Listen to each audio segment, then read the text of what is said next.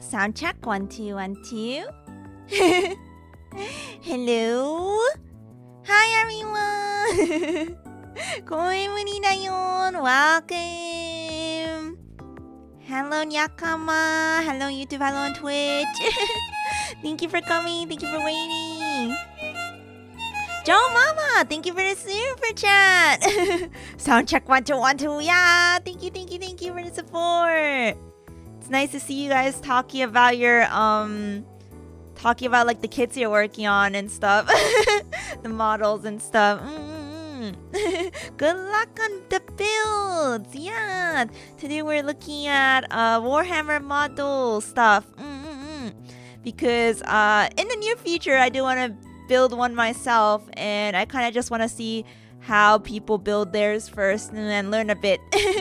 Yeah. Hello. Been looking forward to this while I paint my flesh terrors. Good luck on the painting. Thank you guys for coming. Thank you.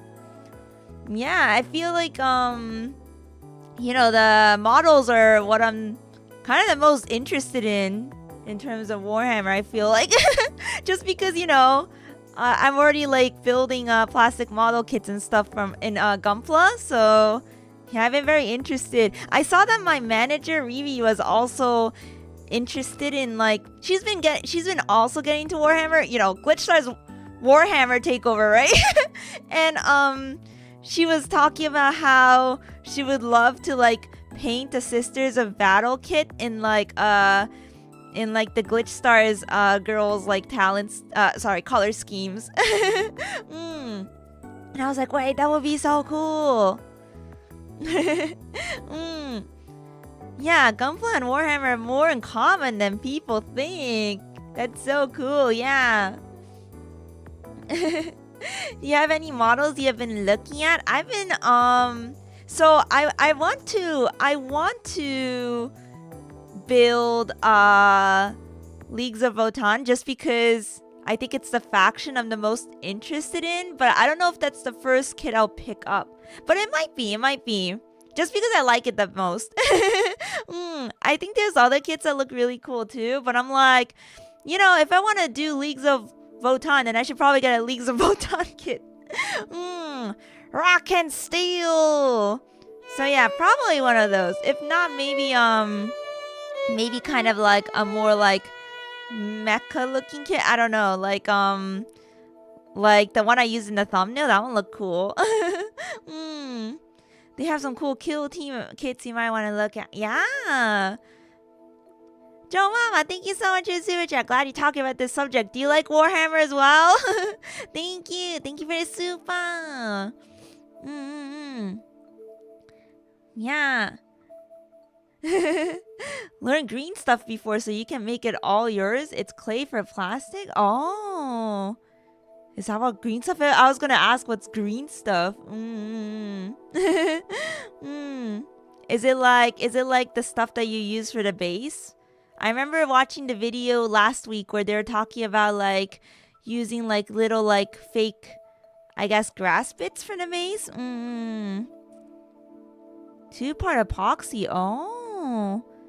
Both of the Votann kill teams are pretty cool dwarfies. Yeah, I like the dwarfies. Oh, it's for sculpting. Okay, when you said green, I don't know why I thought of like shrubbery. Oh, you can sculpt your own stuff. Oh, cool. I feel like that's kind of high level, Oh, that is cool though if you really want to go the custom route. Oh, you can use it to fill gaps with it, make stuff like capes and cables, or if you're good at anything really cool. That's like ultra custom. Gotcha. Yeah, Leagues of Votann kill teams. Oh, cool. You need a pair of bolt revolvers for Sororitas Wild West Team Palatine. Cool. Yeah, I was eyeing the Votann, shoot, I already forgot their name. Hearthguards, I think. Let me look it up. Yeah, I think, was it the hearth guards? That might be what I was eyeing. Yeah, I like how they look. I gotta think of a color scheme as well. Oh, it doesn't have to be high level. I use green stuff to sculpt fur trim for my sisters of battle. Fur trim! Oh, wait, that's really neat detail. Oh, like little clothing details? Cool. Yeah, I think the first video we're gonna watch here is from Midwinter Minis. Yeah, build and paint your first Warhammer model. Perfect for beginners. I need to watch a beginner video. I need to see the process. So I think I'm gonna watch this. Thank you for coming, everyone. And then we have a couple other videos I have queued up as well that are kit related, like building and painting related. Yeah, I heard this is like this content creator does a lot of Warhammer stuff. And also I think someone in the comments of one of my videos told me that there actually was a event recently called Golden Demon. Correct me if I'm wrong. Yeah, I think it was Golden Demon. And it's supposed to be like a model building contest? Yeah, so I was also interested in looking into that. Yeah. Cause I know nothing about it. I'm like, wait, I want to see all the like entries and stuff. Golden Demon is the Warhammer painting competition. It was like super recent too, right? The 2025 one. Yeah, I think it like happened. Was it last week? I don't know. Like someone told me it just happened super recently. Oh, a few weeks ago. Gotcha. No wonder there's like videos starting to pop up on it and stuff. Hello, welcome, Koimuni. So many beautiful models this year. Can't wait to see. One in the States? Oh, so they hold them in different countries? That's cool. Wait, which state was the one in the States that was recent? Yeah. It's a painting competition. Oh. This is the perfect comfy stream. My allergies are killing me today. Oh, that sucks. I'm so sorry. Hang in there. It do be that season, right? Yeah. Hearthkin Salvagers. Oh, yeah. Hearthkin Salvagers look so cool, too. Yeah. Yeah, I'm gonna fight for glory to God Emperor. Also, Eric, thank you so much for buying the Emuri card. Thank you. Thank you so much for the redeem. Headpat Nyakama. Thank you for the Nyakama headpats on Twitch. Okay, let me grab the headpad real quick and then we can watch the video.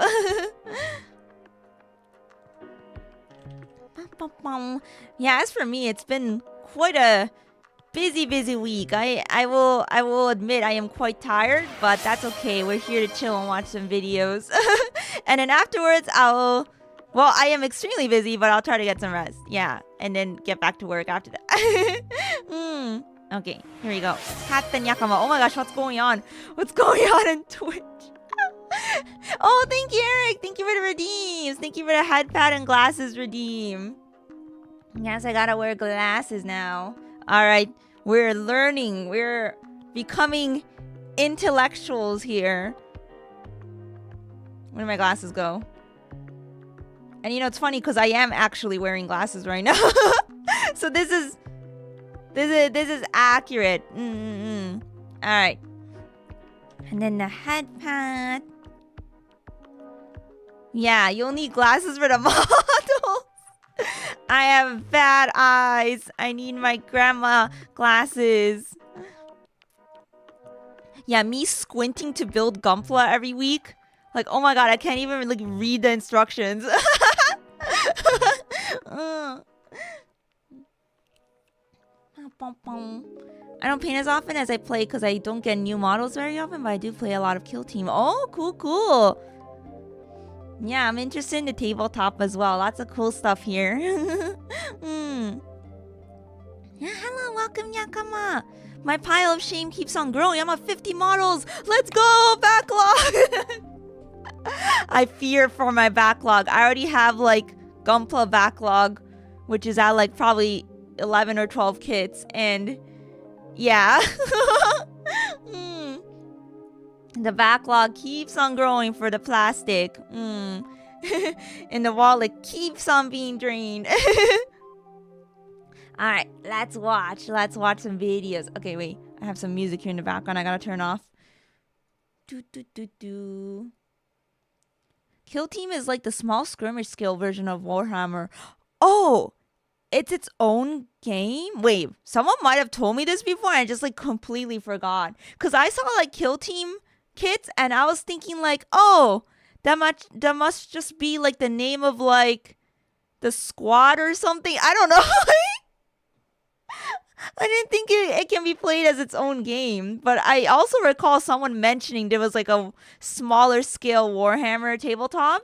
So maybe that's what it was. Yeah. You can use Kill Team units in 40k. Oh. They also get rules in big 40k nowadays. Okay, gotcha. So like they're kind of interchangeable. Got it. Okay. This makes sense. Oh, small game sounds fun too. Alright, let me drink some water.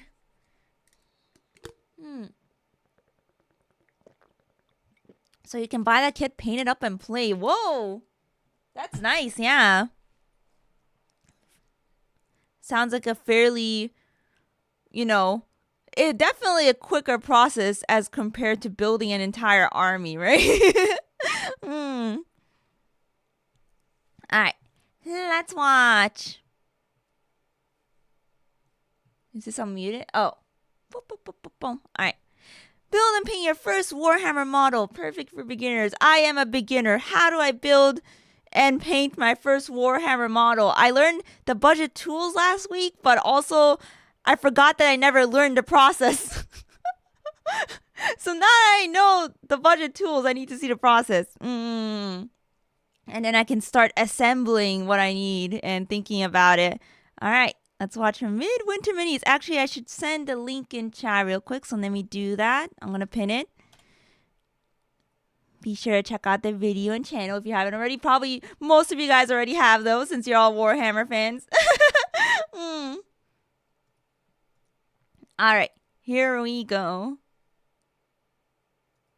Hi there, my name's Guy, you're watching Midwinter Minis, and in this video I'm going to cover all the steps you need to know to build and paint your first ever Warhammer miniature. Let's go! And guide you every step of the way, from this Plastic to this.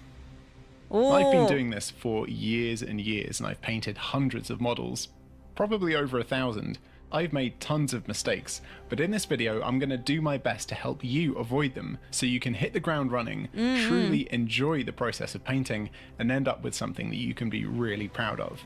We're also going that kit he showed was an Adeptus Mechanicus, right? I think the kit I used in the thumbnail is also a Mechanicus kit. Correct me if I'm wrong. Thank you for the follow. to be joined by my nieces, Erin, who's 11, Nieces. and Kristen, who's 15. Oh, that's and they're nice. going to be building and painting their first models Oh my right God. alongside you. He's roping his family into the Warhammer addiction. The entire family be building the kits. I'm Erin and I'm 11 years old. I have never 11 painted years old. or made a war thing. Hello, I'm Kristen and I'm 15 and I've never heard of Warhammer. I'm sorry, Guy. In the video description, Oh no, I feel for their future now. What if this gets them hooked?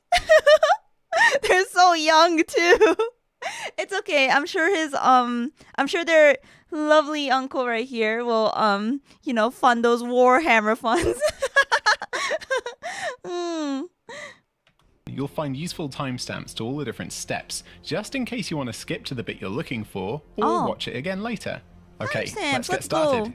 Let's cover the things you'll need for a basic miniature painting setup. You want a nice flat surface to use as a painting area. Either on a table, a desk, even a tray table will work nicely. If you're I got one of those cutting mats for Gunpla, but I think I should probably get a larger one. Especially if like paint is being involved. Painting in the daytime, sitting next to a window to get some nice natural light is a great idea. But if you're painting in the evening, you might want to sit near a lamp so you can see what you're doing more Got those closely. lamps. White daylight bulbs, or LEDs, are usually the best, as you'll be able to see the colours much more clearly than warmer, softer bulbs.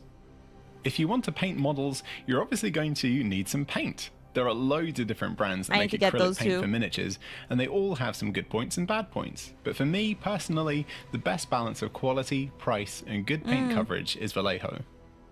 I would also recommend getting hold of a can of spray plastic primer. For most paint schemes, I would recommend getting a grey one, and we'll talk about why you need this in a minute. Yeah, I need to get primer. I was also wondering about what color to get. I think it was explained briefly. Some of you guys explained it before too, but yeah, still thinking about it. So, I think it depends on what color I want to paint them. But I think gray is the most versatile one, I believe. Yeah, best for beginners. Yeah, probably. Yeah. Oh, the small one is good enough. Okay. Well, I guess like the other thing is it's kind of like I got it for aesthetic purposes. The mat I currently have, because it's like pretty and clear, right? So if I'm gonna get it dirty, I might get like a solid colored one. I like how like there's no purpose of the mat if I'm like caring about aesthetics, but you know what I mean. To get things going, you'll also need a paintbrush. I would recommend grabbing a set of cheap synthetic brushes if it's your first time. Lots of companies make gold Taklon brushes in good sizes for the hobby. I do about 99% of my miniature painting with synthetic brushes like this. They give you good control of your brush, but they're cheap enough that you don't have to be too precious about them. In the video description, I've linked to a cheap brush set that'll give you a good range of sizes. It's also quite important to have a few tools for assembling your models. Oh, what is this? Some models are push-fit, but others will need to be put together with glue. Plastic glue, sometimes called plastic cement, glue. is the best thing to use for plastic models. Superglue will hold anything together, but the pieces may eventually break apart if you drop them or hold them too hard. You'll need a sharp knife to clean up your model before you glue them together. Maybe you or somebody in your house already has a craft knife or a scalpel. Yeah, I got the knife tool and I got the nippers from Gunpla already, I think. Oh yeah, Tamiya extra thin. Yeah, I need to grab that. And I heard it's like fairly affordable as well, right? I think Tamiya tools are on the affordable side. I don't know. Maybe it depends on where you buy them too, though.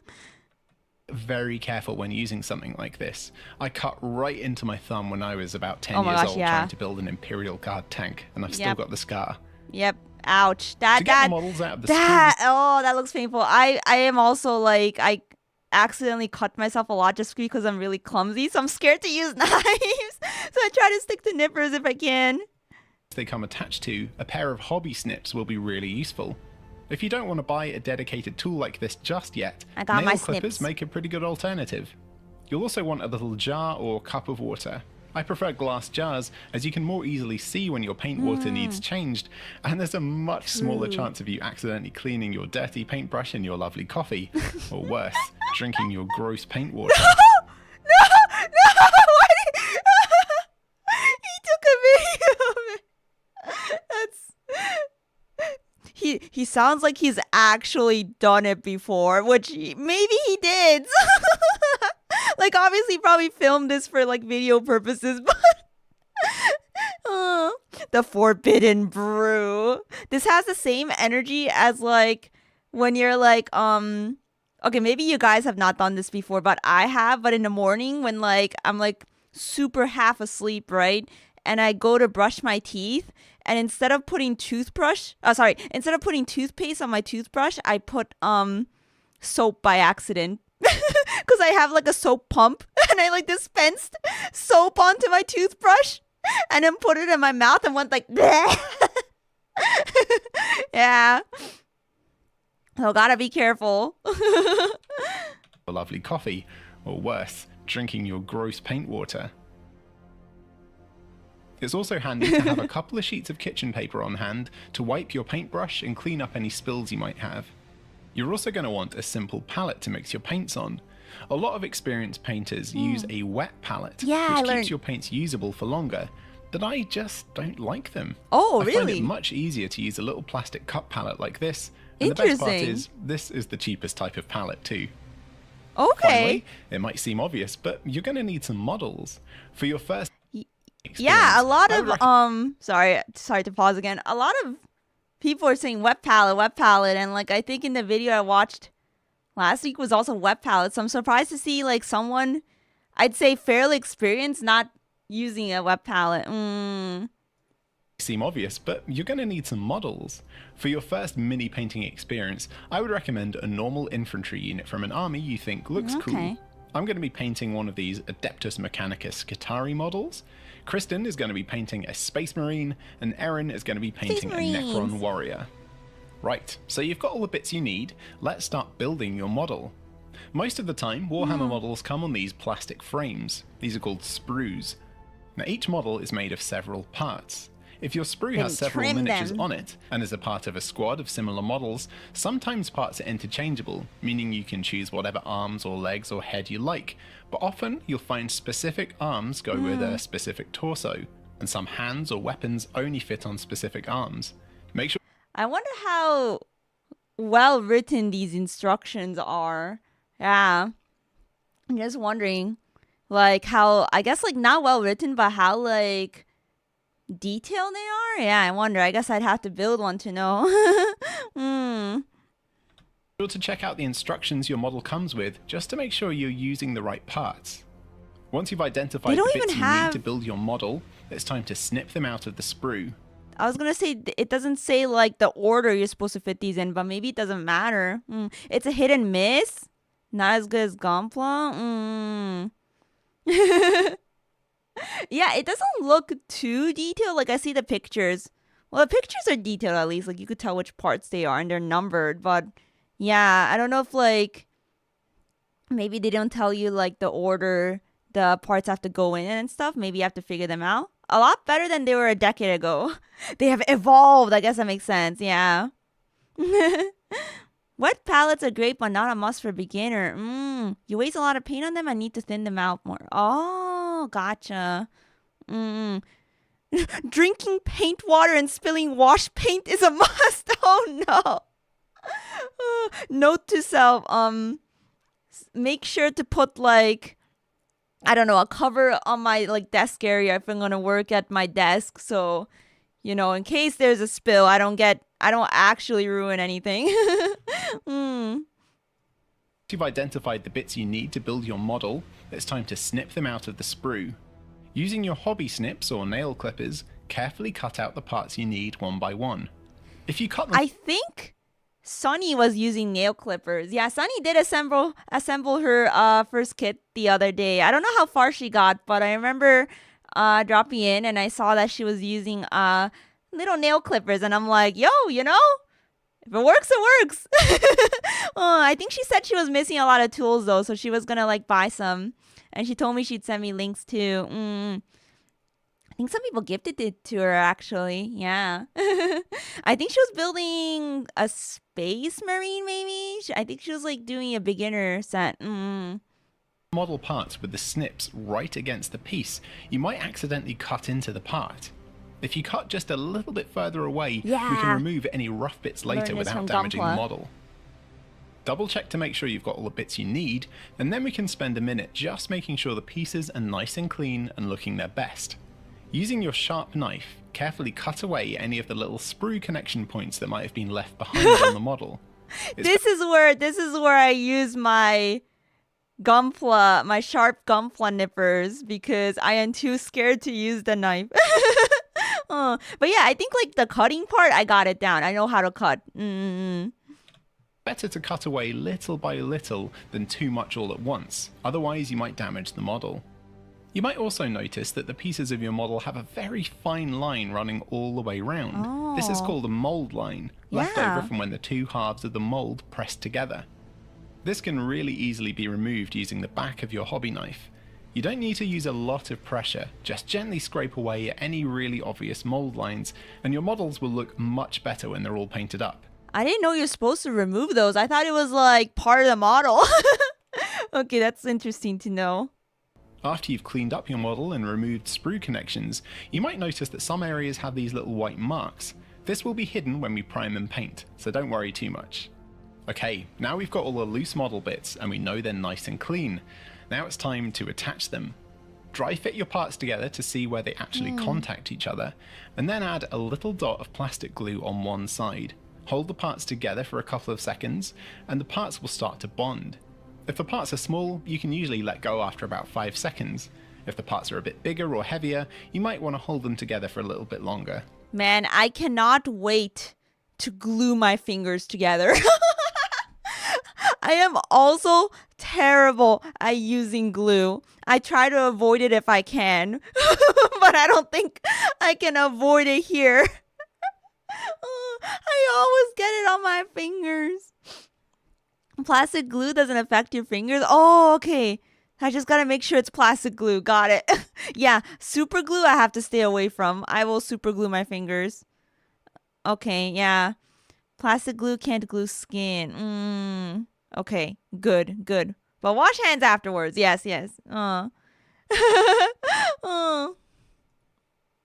Some I'll wear push-fit gloves. models go together without glue and they have these little posts and holes, but I find they often need a very tight squeeze to fit together properly, and sometimes you can damage your models by doing this. I prefer to snip the posts off and glue them together as though they were normal parts. This is so foreign to me. Oh my gosh. Snip them and glue them? Yeah, as someone coming from like Gunpla, I am like, what? What do you mean the parts don't like snip together? Like they don't like fit into the holes. Like what do you mean you can ignore them? It's a push to fit model. It's different.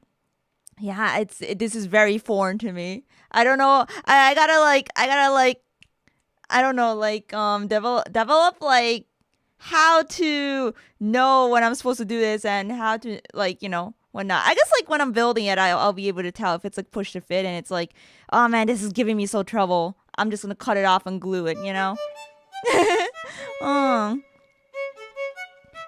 thank you so much for the super. Thank you. Before you know it, we're going to have the Glitchers 40k Invitational Tournament. Hell yeah! Clearly, this is all Sunny's fault. Yeah, we're getting infected with the Warhammer. We gotta do Warhammer collabs. I know we will at some point. Thank you again for the support. Would you guys like to see one? I know a lot of people have been asking. They're like, Glitchstars 40k collab when? I'm sure eventually. Gamers Workshop doesn't make a good push to fit. Oh, you don't need glue to build them, but people often snip the parts and glue anyway. Gotcha. The push fit usually isn't that bad, but it can be more hassle than it's worth sometimes. I see. So if it's like giving me too much trouble, then I could just like go like, fuck it, we're switching to glue. Yeah, to be fair, you aren't using Gunpla in an actual game, so making sure they fit together and the fit stays is a lot more vital. Yeah. They serve different purposes, right? Yeah. I'm not saying like one is better over the other. Like obviously I don't even know much about Warhammer yet, but like yeah, like definitely like they have the differences because they serve different purposes. Alright. When you dry fit your model, sometimes you'll see things that will obviously be really tricky to paint in the future. For example, on this Skitarii model I'll be painting, it'll be really hard to paint the inside of the coat without accidentally painting the legs. In cases like this, it's sometimes easier to leave them off, paint them separately, and then glue them together after you've painted them. This is called painting in sub-assemblies, and this is very useful for bigger, more complicated models. For this demo though, I'm going to fully build this model, just so you can see that it's not the end of the world if you've glued everything together before you started painting. Oh, it's pretty easy like gluing it, because like you just put it in the little holes and then you just like stuck it in. Yeah, it's good. Now your model is all built and prepped. Now would be a good time to add some detail to the base before we prime and paint. There are if his niece says it was easy, then I'm sure I can do it. Loads of different options. Some bases already come with sculpted details in the plastic. Lots of Ooh, companies that looks also so make cool cool. texture paints that dry with a rough, rocky look, and some crack like dry Texture earth. paint. Erin decided to use one of these cool texture paints on her Necron base. Ooh. Using an old paintbrush or a coffee stirrer, apply the paint to the base, and if you get any on the model's feet by Wait. mistake, just use a slightly damp brush to wipe it away. I feel like she's a natural. The way she's like using the paintbrush, like it looks like she knows how to paint. Like even if she hasn't painted a Warhammer kit before, it looks like she knows what she's doing with like, you know, the touch of the brush and stuff. Damn. Another easy method of adding texture is by using sand and little stones. This is what Kristen wanted for her Space Marines base. Apply a thin coat of PVA to the model's base, place the bigger rocks by hand, and then Ooh. sprinkle sand over the base until the surface is covered. Oh, I love After that. this is dried, you can do it again to add even more texture to the surface and make it natural and uneven. And if any sand dried to the model's feet or legs, no problem, just scratch them off with something like a cocktail stick. If you don't have any I think it's really cool that these Warhammer kits, like there's an emphasis on the base. Yeah. Because that's something I think that's something I don't really see in Gunpla. I know like people that like really build customs, like they like add like bases and like dioramas and stuff, but like, you know, it's not something that is emphasized in like the base kit, you know what I mean? Like the kit that that you buy, right? So I think it's cool that these have more of an emphasis on like kind of like what they're standing on. sand, little rocks, or any cool texture paints, you can use literal dirt. For my Skitarii, I'm just sprinkling over some dirt and dust that I scooped from my driveway. Again, PVA glue is great for creating a strong bond over time, but superglue will make things stick instantly. Why not experiment with both methods, and I'm sure you'll find one you prefer. After an hour or two, Oh my your gosh. bases will be dry. That that looks fun to do, like coating it. It kind of reminds me of like when people like, have you guys seen those like TikToks of like bakers like making cake pops, and they would like take the cake pop and like dip it in like a bowl of like little like, you know, cookie crumbs. Yeah, it reminds me of that. Yeah, no, this is really selling me on making bases. It looks really fun. Yeah, bases are part of gameplay too. You can add smaller or bigger bases to bespoke models. Yeah, they're meant to be put on a battlefield. Your 11-year-old is a prodigy. What do you mean? Yeah. Adeptus Mechanicus are one of the more challenging sets. Oh. Yeah, 40k can be like really painful cake pops if you eat them. Do not eat your 40k models. Bases are super important for gameplay purposes. Making them look good is half of the fun. That's cool. That's pretty neat. Both methods, and I'm sure you'll find one you prefer. After an hour or two, your bases will be dry to the touch, and it'll be time to prime your model. Now, I never used to prime my Warhammer models, and I only realised what a big mistake this was when the paint on some of my older models started scratching and chipping off. Yikes! Priming adds a thin layer of paint that sticks really well to the plastic model, but it also acts as a really nice surface to lay your paint down on. Not only does the paint behave better when you actually paint, but it would also make your finished paint job much more durable. I mean, if this happens, you could just be like, it's just weathering. it's supposed to look like that. It's just weathering on my, on my little model. Tyranids looking tasty. Eric, what do you eat on a daily basis?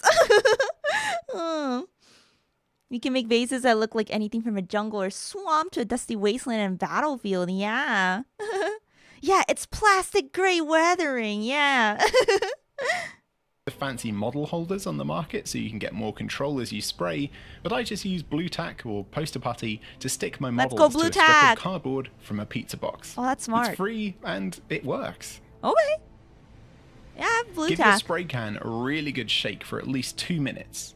Shake and flip, shake again, swirl, flip, swirl, and a good shake to finish it off. Give it a good shake. This mixes the paint up well with the propellant inside the can, so you should get a smooth stream of paint with good coverage on the model.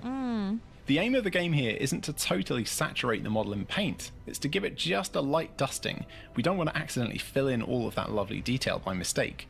Now head outside and holding the model about 20 centimeters or 8 inches away from the can, pull the trigger on the spray can while you sweep left and right. As you do this, rotate the model with your other hand, trying to hit from above and from the underside too. This is what you're aiming for here. Oh, it looks clean. All the areas It looks really nice. Yeah, okay. That was... I like what he did with, like, attaching it to, like, a cardboard piece with, like, blue tack. Yeah. That makes a lot of sense. Plastic that was scraped white, the model itself, and the base should all be a uniform colour. It doesn't matter if there's a tiny bit of plastic showing through here and there. Priming is always a balance of covering the model as best you can while preserving the detail and not firing too much paint at it. Here's a quick tip. I also prime my paint palette too. That way I can test exactly how the paint is going to behave on my model, but on the palette itself. Now when your primer is dry, it's time to paint. Oh boy, these colors. This is the exciting part, picking the colors. Following an official colour scheme, now's the time to get all of your paints together that you're going to need for your project. If you haven't quite decided, or you want to make your own scheme, just use whatever... Wait, let me go back. I thought these were the names of the colors, but is it actually like how to achieve that particular color? Like you have to mix like colors together? Like I thought like Ivory and Leviathan Flesh were the name of the colors, but I don't think they are.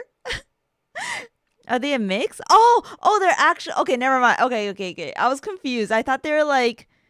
Because I was looking at the icons on the side and I'm like, oh, is this achieved by mixing like multiple colors together? It's a few coats. Oh, so it is sort of like mixing. Warhammer website used to have all recipes for the models. Sadly, they removed them. Why? Okay, they must be archived somewhere though, right? Oh, now it's in its own app. Oh, Citadel Color app. Oh, this is good to know. All right, got it. For your project. If you haven't quite decided, or you want to make your own scheme, just use whatever colours feel right with you. There aren't really any rules here. The most important thing is that you like it. I would recommend choosing a main colour and then an accent colour that works well with it and isn't too similar. If you need some inspiration, don't be afraid to look through a few books or jump on Instagram to see what colour combinations other people are using. Kristen wanted to paint her Space Marine as a Hawk Lord, so she chose purple and gold. Hawk. Oh, purple and gold is a really nice combo. Yeah, I was gonna say, I am very good at learning if I'm copying off something, like for reference. So I think I'm gonna have to like find a picture and just like kind of like, you know, look at it and copy, you know what I mean? for my first model, so that I have something as like sort of a guide before I start like trying to get like original and creative and coming up with my own color scheme. I think it'll be easier if I just followed one. But yeah, purple and gold, nice combo. And wanted to paint her Space Marine as a Hawk Lord, so she chose purple and gold. Hawk. Hawk? Fly Hawk. Hawk. Oh my, yeah, right. Okay. Hawk I remember Lords. now. Erin wanted a spooky grim look on her Necron, so she chose a really dark grey and a light bone colour. Well, I just feel like it'd be very like creepy if you like saw that walking towards you. You wouldn't expect it to be like rainbow. Now I want a traditional look with my Skitarii, so I went with red, grey and corroded metal. It's also useful to attach your models to something that'll make it easier to hold and turn while you paint. As I said before, loads of companies make fancy holders, but Warhammer's quite an expensive hobby, and I like to save money wherever I can, so I just use these little plastic cups with a bit of blue tack under the model's base. He's so smart. Okay, I like learning these budget tips. Yeah. Why buy a holder when you could just use one of these? I mean, obviously, if you want the holder, like, for super fancy decorational purposes, sure, go for it. But, yeah, more money saved for new kits. Exactly. You can paint with nail polish as well. Just use a hobby grade thinner like Mr. Color or Tamiya lacquer thinner. Oh, I do have some nail polish. Oh, but I feel like nail polish chips too easily. But maybe as long as you coat it fine, it's okay. Also, people stress out way too much about painting minis because when they see the pro painters on YouTube and theirs don't look the same. I mean, isn't that like I feel like they should know that's like obvious though, right? Because like those, it's like, how do you think those pro painters became pros? It's because they like painted over and over and over again, right? And got better. So it's like I feel like if you're going to, you gotta be aware your first one is probably gonna look kind of jank, and that's part of the fun. I mean, if you wanted a perfectly painted kit, you would like probably just like commission one off someone, right? I saw there's some people that offer like painting services for Warhammer kits. Okay, let's get painting. The best place to start is usually with your main colour, and generally you can paint this everywhere. You don't have to be that careful, as we can paint our other colours over the top of this one. To make sure your paint doesn't go on too thick and obscure details, or dry with weird streaks and texture, you'll want to make sure it's thin to the right consistency. Oh yeah, he's adding a thinner. Paint straight out of the pot is often much too thick to use straight on the model, but by adding water bit by bit, it becomes smoother to work with and covers much better, and it flows from the brush more easily. Be careful you don't add too much water though, as the paint will be really hard to control and runs everywhere. Just add a little water, bit by bit, until it looks nice and silky, like this. When you're base coating, it's important to use a brush that's big enough. You might think that you need a teeny tiny brush to paint small models, but actually, I do the majority of my painting with size 2 brushes or bigger. They carry more paint, you can paint faster, and you can still be pretty accurate with them when you need to be. Using a tiny detail brush for base coating will take ages and it'll drive you mad. Once you've got your first base coat painted on, it shouldn't take too long to dry. Most acrylic model paints dry in just a couple of minutes. If you think it looks a bit see-through, or it's not really a nice solid colour, you might want to apply another thin coat just to reinforce it. It dries down really matte. Yeah, because like when you applied it, it looked super glossy, but when the dry down is matte, it's like a matte finish. Mini painting perfectionism, imposter syndrome is real. I mean, of course, if you look at people like that are good at what they do, it's gonna be like, yeah, it's like, no shit, they're better. I get it though. I get that it can be like pressure, but you know, it's like learning is part of the fun. Commission work is expensive. Yeah, of course. I didn't say it was cheap. Like commissioning anyone to do anything is expensive than just doing it yourself. Use a bigger brush. The important part is to use a brush with a sharp point. Okay. So it doesn't have to be like thin. It just needs to have like a sharp point. Got it. Depends on the brand. Now we've got our main colour down, and before we start adding our accent colours, painting the weapons and stuff like that, at this point you might want to do something called dry brushing to add quick highlights to your main colour. Before we actually start dry brushing, we'll need a lighter version of your main colour. You can obviously buy a dedicated paint just for this, but don't be afraid to mix your own on your palette.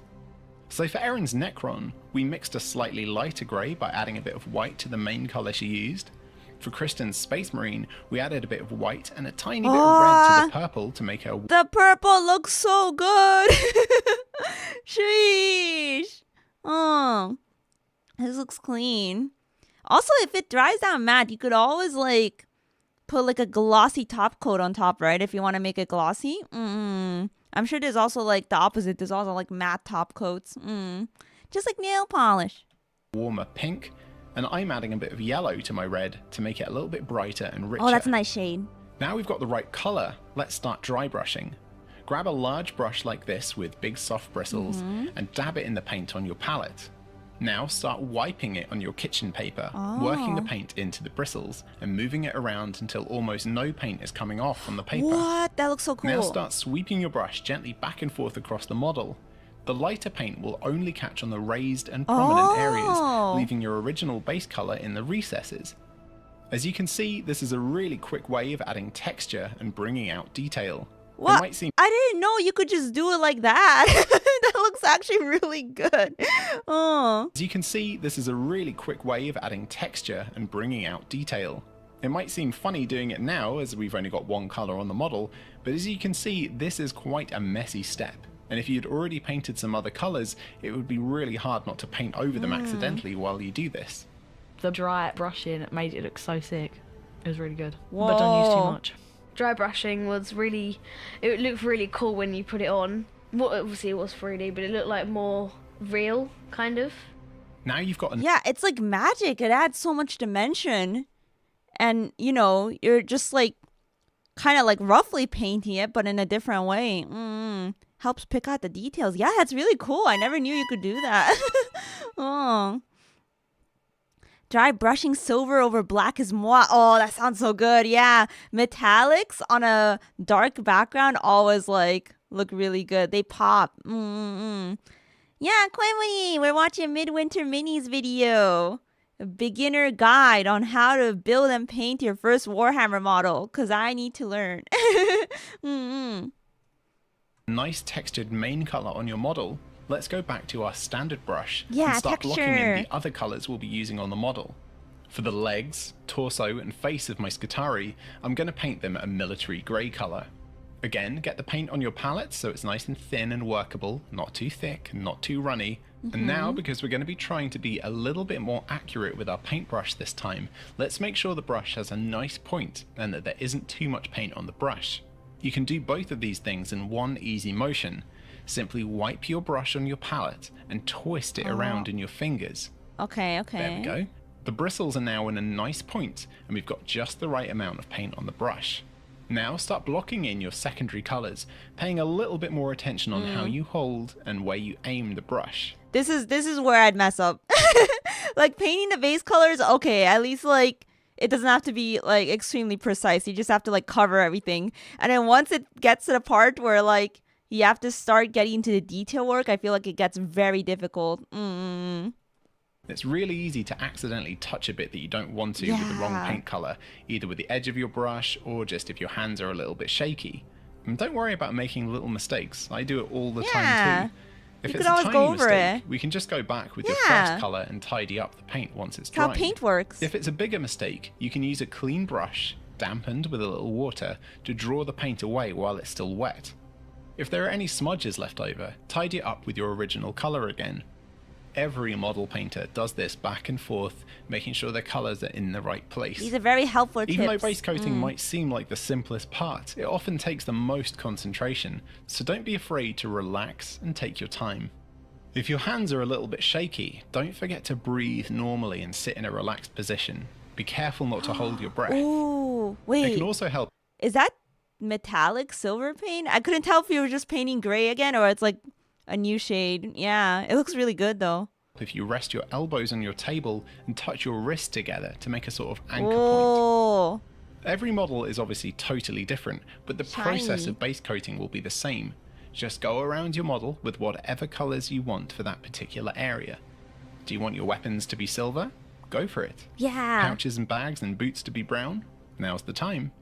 Kristen painted the I love metallics, so I have to put metallics in mine. I just love the shiny. Oh. Yeah, VJ Fun, welcome, hello. Yeah, true metallic metal paint. あ、キューちゃんさん、ハロー、いらっしゃい。ウォーハマーの動画見てます。ウォーハマーのモデルどうやって作って色塗るか今ちょっと学んでる。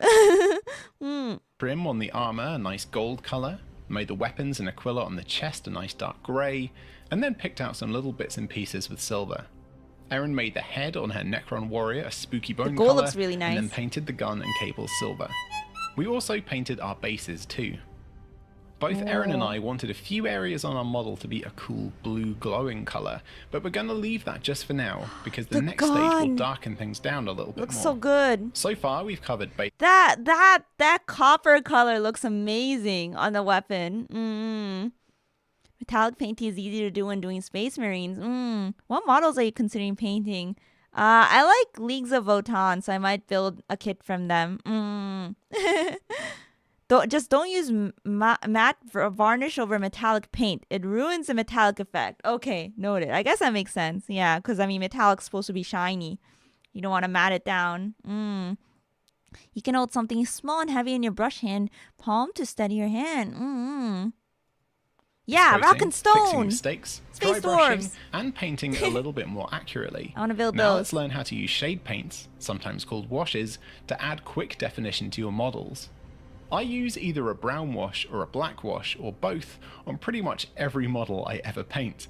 They're much thinner and runnier than normal paints, and they're designed to seek out the recesses. So when they dry, the creases, cracks and crevices are darker than they were before. They also stain the colour they're painted over a little bit too, but if you're using the right colour shade paint, I think it makes it look more grungy and realistic. To apply them, load up some wash on your brush and paint it over any of the parts you want to add shading to. It seems quite simple, and it is. As I said, I usually use a black wash and a brown wash. I didn't know you could just wash over. I thought you had to like, I don't know. I thought it was like more like intricate than that. Obviously, this is still a very detailed process, but yeah, that is really cool. You just go over, yeah, that blessed known oil. No wonder you guys rave about this. Yeah.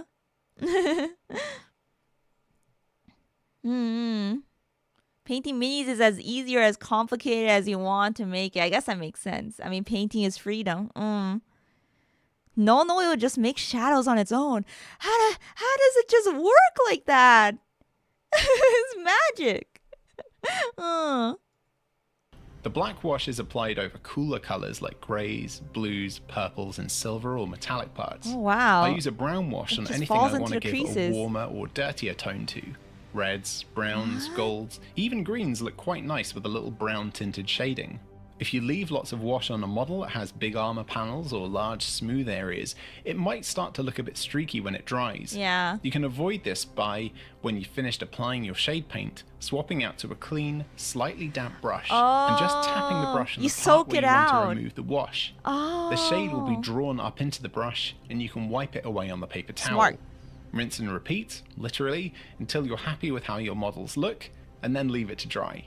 This will take a little bit longer to dry than regular paints, but after about half an hour, it should be dry enough to add a little more detail if you want to. But if you just... That's how the dip panel liner works? See, I've never used that. I've been using like, for panel lining my Gunpla, I've been using the Gunpla like, pen/markers. Yeah, so I didn't know like the dip panel liner. I mean, I heard all you do is like, you just kind of like touch it and it like fills up the creases, but it never like, I never saw it, so it never like registered in my brain how it worked.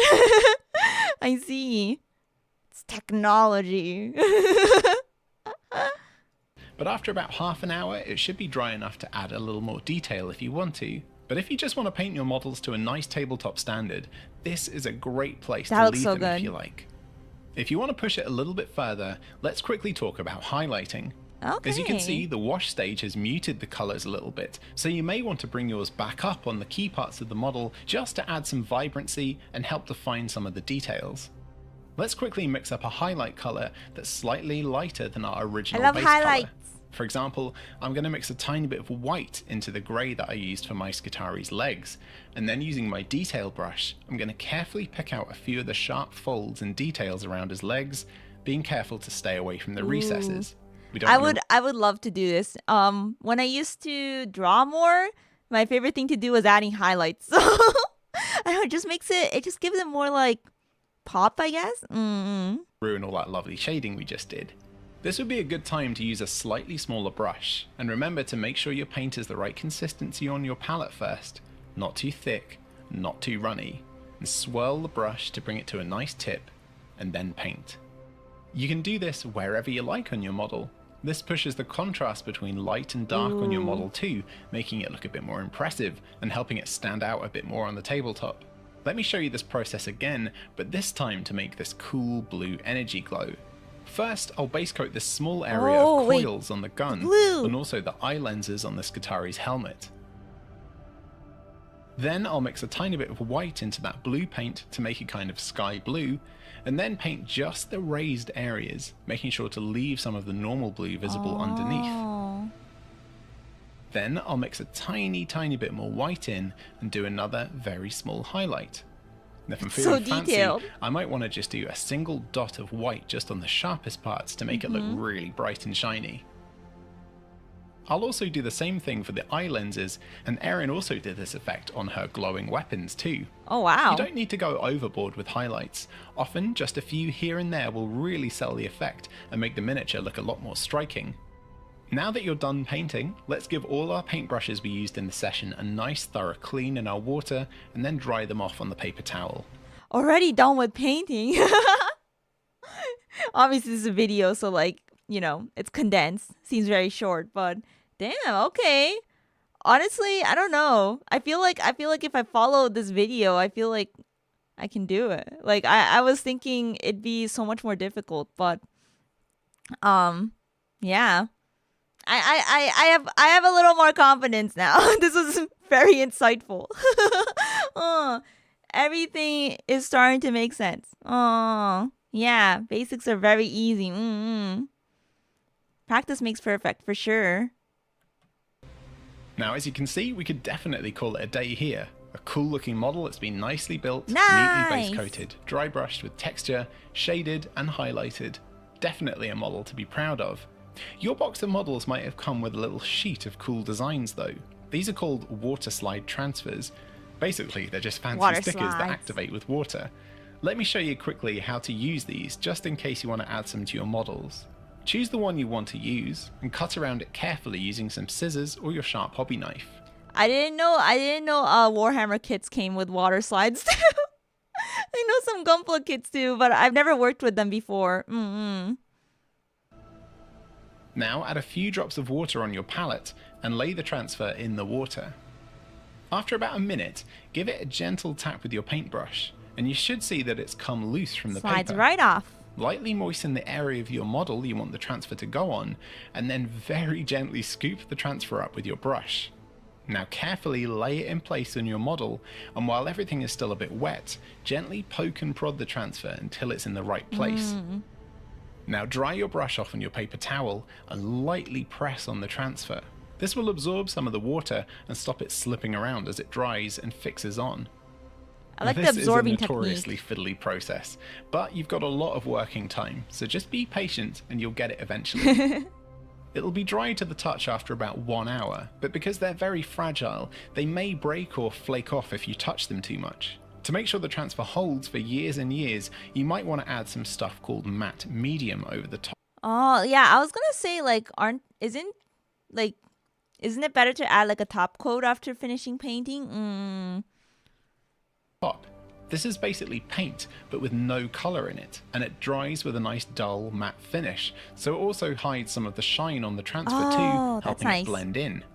And that's basically all you need to know to start building and painting your very first Warhammer model. Here's my Skitarii model I've painted during this episode, but as I said before, I've been painting for years and I've painted a lot of models. But here's 15-year-old Kristen's Space Marine. Oh, 15-year-old. Okay, this looks nice. For a first kit, yeah. That looks pretty good. Yeah, I feel like you should coat it if I mean, you might as well if you like spend so much time like painting it like just to protect it, give it an extra layer of protection, you know? This looks so good. And 11-year-old Erin's Necron Warrior. Both of them are their very first painted models, and I think they did a fantastic job. Those If look good, yeah. Yeah, I have more confidence now. Now you need to paint 200 of them for battle, Emuri. It's so over. Who am I battling? I don't know anyone IRL that's near me that plays Warhammer. I'll battle myself. And then I have to paint 200 for myself, then paint another 200 for Husbando so we can battle each other. Look at the box art for your models, the fancy photos they use on the website or Instagram accounts of professional mini painters. Ooh. It's easy to be put off What when the you're heck? just getting into the hobby. Your paint jobs definitely won't look like these the very first time you try. And that's Holy okay. shit. Painting models is a skill you develop like any other. Playing an instrument, writing stories, playing a sport. The more you do it, the better you'll get. You go to your local hobby store for an opponent. You can go to community game shops. You guys think I like going outside? No, my social anxiety says no. Yeah, I wanna hole up in my house. I don't wanna talk to people. People are scary. Comrade Chernoff, thank you so much for super chat. Arigatou, thank you. Check out Duncan Rhodes Painting Academy. He used to do GW's official painting tutorials. He's a painting legend. Oh, wow, okay. Gonna write his name down. Duncan Rhodes Painting Academy. Gotta learn from the pros. Alright, thank you for the suggestion. Thank you for the super chat. Arigatou. Yeah, VTubers' one weakness, touching grass. It's actually true. Why do you think we like streaming from the comfort of our rooms? The outside world is scary. Kill team with husbando, cheap intro or two armies. I agree. I like the kill team with husbando idea. To be honest, Emuri, if you bought 200 minis and painted them, your first battle is against your bank account. This is true. Or Logs' bank account. To show you what I mean, here are some pictures from our awesome Patreon members, showing their earliest models compared to I their like the little latest models, guys. just so you can see how you really do Are these improve fantasy? over time. And while you check them out, I'd also quickly like to thank our newest Patreon haven't seen members. them before. Sean Mayen, James, Captain Carnage, Martin Tiersgaard, Danny Moore, Ukrainian Smuggler, Paint Me Like One of Your Minis. Oh, Killer Age of Rat, Sigmar. John Who Streams, Oh. Matt Lee, Daniel Morris, Dan Orta, James Vaughan, Henrik Waddell, Stritchy Poo, Chris R, Thanks, Marine. Tyler Blair, Joe Brackenborough, Brendan Stevens, Hayden Cordill, Devon, Danny McElroy, Stuart Brown, Darren Wallazak, Thoughts for Your Thoughts, Chris Harris, Edward Pemberton, James Louch, Brandon Danger, Scott H, Anonymous Contributor, and Bat Flashes. I really hope you found this video useful. If you're looking for any of the tools or equipment I used in this video, there's a list of my recommended stuff in the video description. Thank you so much for watching. If you made it this far, you might like to check out some of our other beginner-friendly painting and crafting tutorials. And I'll catch you next time. Bye for now. Thank you so much, Guy, and I hope you've enjoyed me putting it together and painting it and making it look cool. Yay! Bye. Bye! Thanks for watching. Bye. Oh, they're so cute. I can see why Space Marines are considered a good beginner option. I can see why they're like probably easier to color. Yeah. And like kind of just like go with any color you want because you know there's so many I guess factions, armies, legions. I don't even know what the term is, but yeah. Yeah, big armor panels. That was a very helpful video. And I hope you've I'm gonna pause on this screen just so I could admire their art. Aw. I don't know how much Logs is getting each month, but he could get his annual payment every day and it wouldn't be enough. Next up on your local news, Glitchstars files for bankruptcy after the talents buy a bajillion Warhammer models. Actually, I guess they don't even have to buy a bajillion.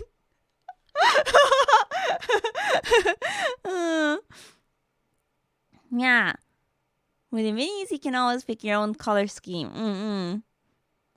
Yeah, and I gotta think of a color. I mean, in general, I like stuff like green, and I definitely want to like include metallics. That was a good video. Yeah, once again, that was from Midwinter Minis. Nice beginner video. You checking out more videos? Yeah, we're gonna keep watching. Needing some water real quick.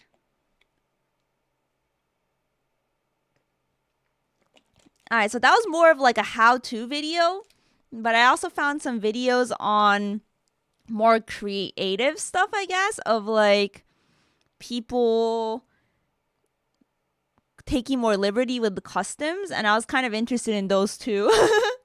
So I found here from eBay Miniature Rescues. This guy, he rescues the worst Warhammer model on eBay, and I'm like, what What does this even mean? What is the worst Warhammer model on eBay? You know what I mean? And what does rescuing it entail? Oh, so I want to watch this one next. Oh. Yeah, and his whole channel is based around miniature rescues. Like, I didn't even know this was a thing. Oh, that's a good vid. Let's go. Wait, let me send a link in chat.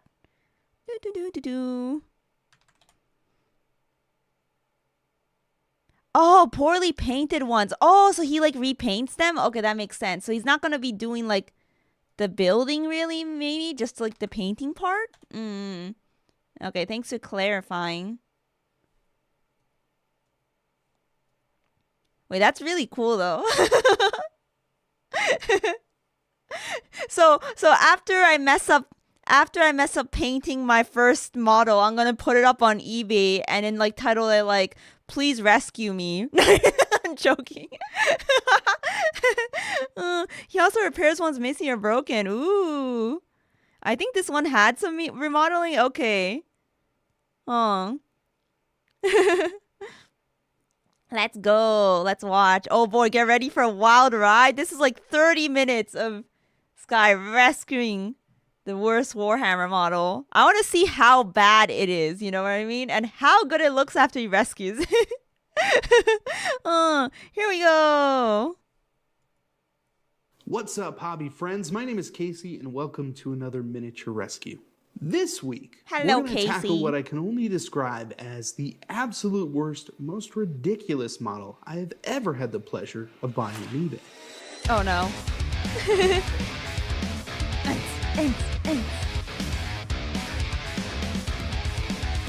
Yes, that orc Stompa.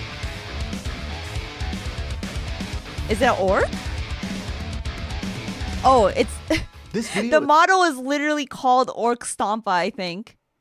Yeah, I think it says in the description. Maybe if I actually read the description like I tell you guys to do. This is one that I remember for a long time to come. The Orc Stomper I got off of eBay has been one of the most destroyed, mangled, and messed up models that I've ever worked on. And it took everything in me to get it to the finish line for this video. Oh no. Here we go. Stompa's a gigantic. Oh. Sponsored by Broken Anvil. Stick around to learn how you can save 35% off your next order of fantastic minis. Orktober is in full Oh, what swing, and this year I thought I'd What's Broken Anvil? Do they sell like unpainted kits or something? Or like just like general kits? Like I only know of Gamers Workshop. Like I literally don't know anything else. Or not Gamers Workshop, Games Workshop. See, I can't even get the name right. Like I don't know what kind of makers they are when it comes to Warhammer kits, right? Yeah, I'm very not knowledgeable on this. So I hear like, oh, check them out. They sell minis. I'm like, what does that mean? celebrate by painting some of my favorite orc kits from Games Workshop. I need to Last learn time more. we took on the mighty Gazgul Thraka and turned him into a flashy git with some fun and bright colors. The goal was to get away from my regular painting style, which tends to be more on the dark and moody side of things. The grimdark, if you will. And I think we got there in the end. The model ended up with some nice color and really stands out on the table amongst my other green skin minis. Yeah, the color That brings skin's us nice. right into this week's model, one that I teased a bit in the last video. We're pretty much gonna do the exact opposite with this one. Now I can tell he likes orcs. I think on his desktop wallpaper in the back monitor, yeah, the wallpaper, I think that is also an orc. Aw. Oh, stop. Oh, sorry. This may shock- Whoops. I misclicked. Stompas are old kits that are notorious for their difficulties. Oh, I see. How much do they cost if they're super large? Stompa. Let me look it up. Orc Stompa.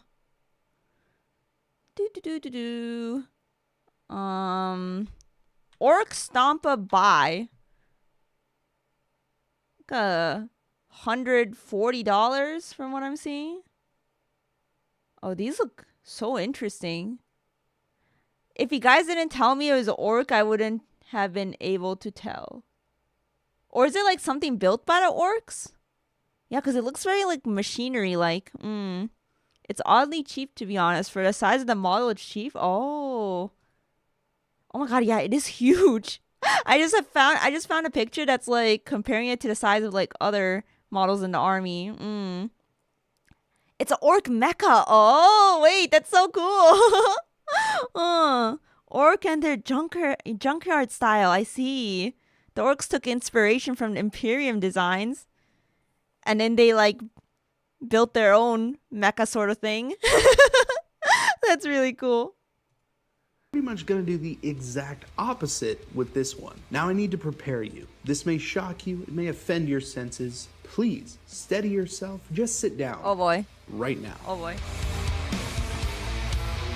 The stompiest Stompa to ever stomp. This is an orc Stompa, the pride and joy of any orc army. Oh yeah, he's getting into it. It truly has to be seen to be believed.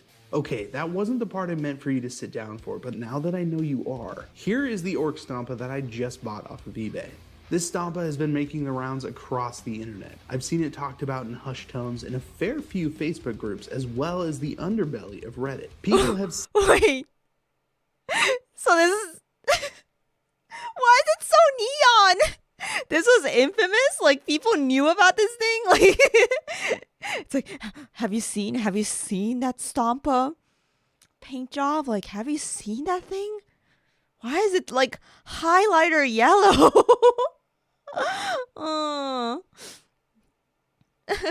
It needs more DACA. Bet it glows in the dark? For this color, it better glow in the dark. My eyes, yeah. What? This dude is glowing. Seen this model, and on more than one occasion, I was tagged in a photo of it and asked to buy it. For all who look upon its hideous visage. Wait, I just noticed too. It's not supposed to look like that in the front, right? Wait, I need to pull up the original again. Sorry. Orc Stompa. I know he showed it at the beginning, but I'm gonna pull it up one more time. Yeah, wait. It doesn't have pipes in the front? Tubes? Why does this orc Stompa have a bunch of tubes? What were they cooking? Kitbash cannons, more DACA. Guys, they were cooking, all right? They had something, like they had a vision, okay? They were like, what if he had cannons? They were trying to be creative. A photo of it and asked to buy it. For all who look upon its hideous visage, knew that there would be much work to be done. And I knew that I would be the one to take up this quest to rescue this poor orc Stompa. Sort of. The real issue is that this was going for $120 on eBay, and nobody was going to pay that when you can seriously get a brand new kit for like $130. Wait, yeah, like it's not even that much cheaper. Something you may not have thought about when it comes to buying models on eBay, because I didn't pay that price.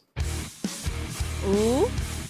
Ask nicely, you may be surprised. In Haggling. order to secure a deal on this model, since I was never going to pay MSRP for it, I simply sent a message to the seller, Tista Minis in this case, and asked if they would take less for it. I offered up $50, knowing that it was a bit of a long shot, but $50 is $50 when you have stock that's been sitting around for the last year or more. And in all fairness, I knew that there would be quite a bit of work on this model since it was missing some pretty key pieces. And of course... This is... he's teaching us eBay tricks. He teaches how to haggle. Hey, I bought from them before? Oh, really? I've never seen people play Warhammer. All I see is people painting minis and complaining that their retirement funds all went into buying minis. This is how they get you. They get you into building all these kits, all these little models that you don't know what to do with. I mean, if you truly wanted to spend zero money on the game, you could just play it in Tabletop Sim. I mean, you do still have to buy Tabletop Sim, but, you know, granted, it's not that much. And if you already own it, then it's $0. Yeah, so I feel like, you know, perhaps building it is part of the whole experience. But that's so funny. I've never seen people play War. I mean, to To be fair, I've only seen the videos so far of like actual like gameplay. Danzas, thank you so much. Did I pronounce your name right? Thank you so much for the super chat. Even in debt, I still serve. Don't go into debt. Thank you for your support though. Arigato. All that other stuff on it. I got a message back pretty quick, and all they said was $50 American. We've got a deal, which I found to be pretty funny. Maybe that's only me, but I got a good laugh out of that. So I ended up with this very unique, to say the least, model for exactly what I wanted to pay. The point is, if you only want to spend a certain amount on a model, eBay allows you to contact sellers directly just to talk. If you're nice, you be reasonable, you may end up getting exactly what it is you're looking for. Oh my god, I feel like I'm gonna sneeze. Hang on.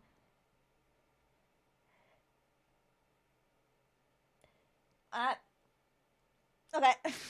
I held it in. Sorry, I thought I was gonna sneeze. Orky ingenuity. I mean, look, if you got that model for $50, okay, $50, blood, sweat, and tears, right? I'm sure a lot of blood, sweat, and tears. Turn it into content, and now almost 1 million views. Yeah, I'd say that's pretty good. Oh. 50 USD is a meme. Yeah, 40K is the entrance fee. Once you pay the 40K, you can start playing. Yeah, that's where the 40K come from. Just forget the lore. That's the price.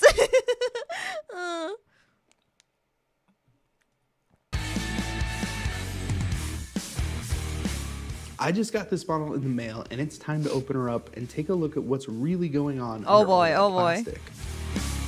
He's using a hobby cutter. Oh boy, that is huge. First off, this model is huge. Like, yeah. Not kind of big. Look at all the tubes. What? There's so many tubes. What even are these? Huge. It's about the same size as a Warhound Titan from Forge World, and that's generally considered to be a pretty big mini. As I unwrap the model, I try to just take it all in. There's a lot going on here, and it's hard to wrap my mind around everything that this model is currently. You know, okay guys, you know what this reminds me of? I am gonna go pull it up right now. I know what they're cooking. I know. Okay, hang on. Bros, I know what they're cooking. Shoot, let me find it. Have you guys seen the Psycho Zaku? They were cooking, man.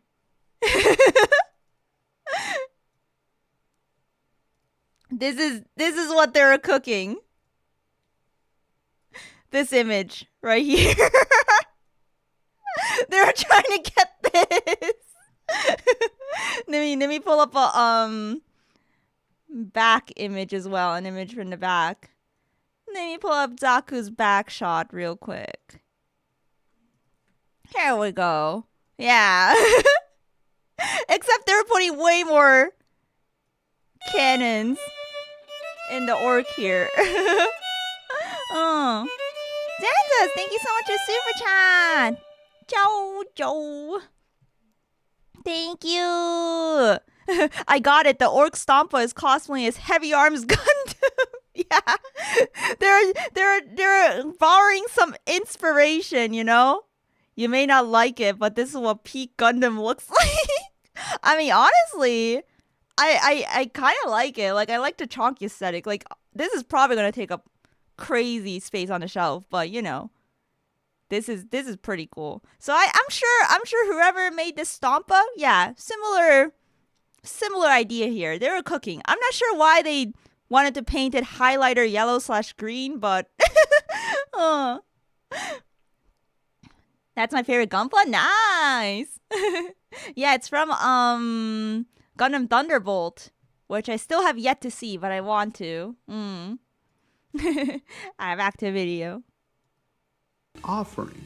Now, I did say that this was the worst mini I've ever had the pleasure of buying, but I want to extend a bit of a caveat Pleasure with that because buying. I want to give some credit to the person who originally put this model together. There are actually good ideas here, and in true orc fashion, it's been partially scratch built to be an over-the-top monster of a model. The extra guns are a cool idea, and there are little quirks with how the model is put together to make it stand off kilter and look kind of wonky in an Yeah, the yellow color is not great. It's a very acid color, right? It's just like, I don't know. It's a very interesting color choice.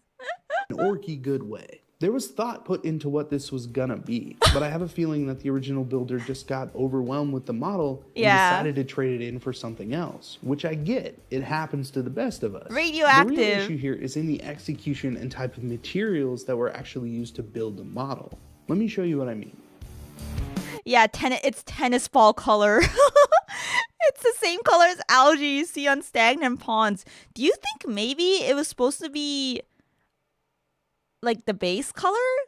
Like maybe it was just the primer, or was it actually what they were gonna like keep it in terms of like the actual? I don't know.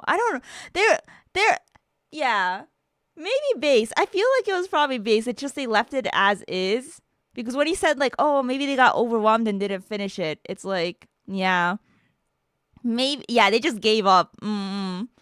They're probably trying to layer some stuff, and yeah, we're like, never mind. But hey, as a result, we got something that looks really funny. Probably didn't try a gradient. Yeah. More than likely a base and was going to get darkened down. Yeah. To be honest, running out of steam mid-project happens a lot. Yeah. It's like me whenever I get to making the weapons when I build Gunpla. Oh my gosh, I know what you mean. It's like, do I really need to build all these weapons? Orky Ingenuity, Part 2 materials. Alright, what is he gonna grab? The glue that holds most of this model together is not exactly your standard CA glue. I'm not actually sure what it is. Maybe it's some kind of silicone or Yoo-hoo glue. And while this stuff does work as an adhesive for a lot of things, it tends to be a bit of a mess on a model. There is also some kind of filler in quite a few areas that I'm pretty sure is either air drying clay or possibly Play-Doh. Either way, it's filled some of the larger gaps in the model, but it's flaking away and it won't permanently fill these gaps for the long term. Yeah, why is it so flaky? Yeah, Play-Doh would be crazy. And if you guys have ever worked with Play-Doh, you know how that shit cracks when it gets dry. Yeah. Oh. Check live stream chat? Okay. What's in live stream chat? Oh, what is this? Whoa! Also, I accidentally opened it in my video tab, but yeah, this is what I'm looking at here. Now that's DACA. Maybe they're trying to do this. Yeah. Oh, that looks cool. Also relevant. Oh, we got a tank here. That looks nice. This one's very... Wait, this one's not an orc one, right? Yeah, this one seems like Space Marine-esque. I don't know. Oh, yeah, because of the blue and the emblem, I was like, this is probably Space Marines. Yeah, look at this. Look at this one. Yeah, okay, I can see that. Like, if they were envisioning something like this, hell yeah, that looks sick. But also, oh my god, the work. Anything can be orc. You just gotta give it that orc flavor, you know? The DACA. DACA. Oh. Yeah, cool stuff. Definitely relevant.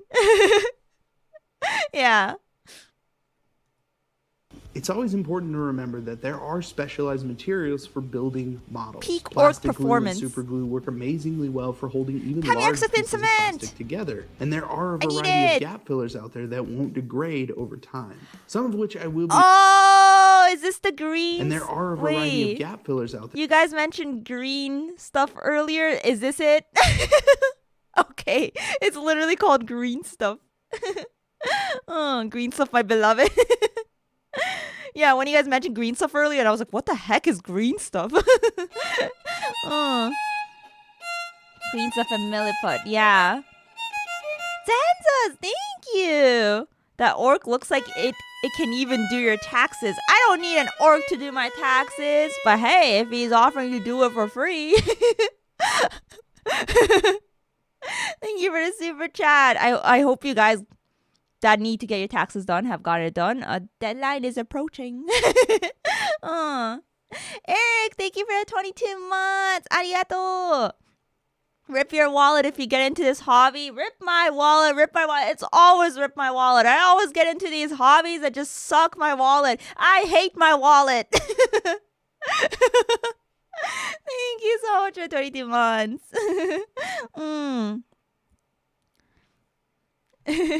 Yes, and Tamiya putty. Oh, Tamiya has putty as well? Okay. Do your taxes, Nyakama. Good luck. The wallet must die. Yeah, who wants money anyways? That won't degrade over time. Some of which I will be applying once we get this thing cleaned up and ready to go again. The other thing to remember is that even if you're having a hard time putting a model together, there are places that can help you. Sorry, I should probably pause it at the alert. Thank you so much, Infernal Paladin. Jojo, did you guys see Steel Ball Run is getting an anime? I woke up to that announcement today. I'm not caught up on JoJo, but I just saw that. Thank you, Infernal Paladin. Thank you for the super chat. Durham's water putty also works and no smell. Thanks for letting me know. Oh, does putty smell? I didn't know putty had a scent to it. I guess to those sensitive to scents, that is important. I'm not too sensitive. If anything, I guess it depends on what it smells like. Like, I don't know. I guess I'll have to see. Is that even if you're having a hard time putting a model together, there are places that can help you. Thank you for the support. Other people online can motivate you and help you get through. So don't give up. Don't give up. This video is sponsored Never by give up. Broken Anvil. And if you've had your eye on any of their fantastic minis, I have some very good news for you. Broken Anvil has recently launched a brand Pumpkinhead. new web store, and it's full of miniatures for all your tabletop and hobbying needs. From their Molly May Goblin Rogue to their Pearl Tooth Gif Wizard. Broken Anvil's Also, are these like, you don't need to assemble them? They're just like ready for painting sort of kits maybe? web store has you covered. I really like Broken Anvil minis. They're excellent quality and really fun to paint.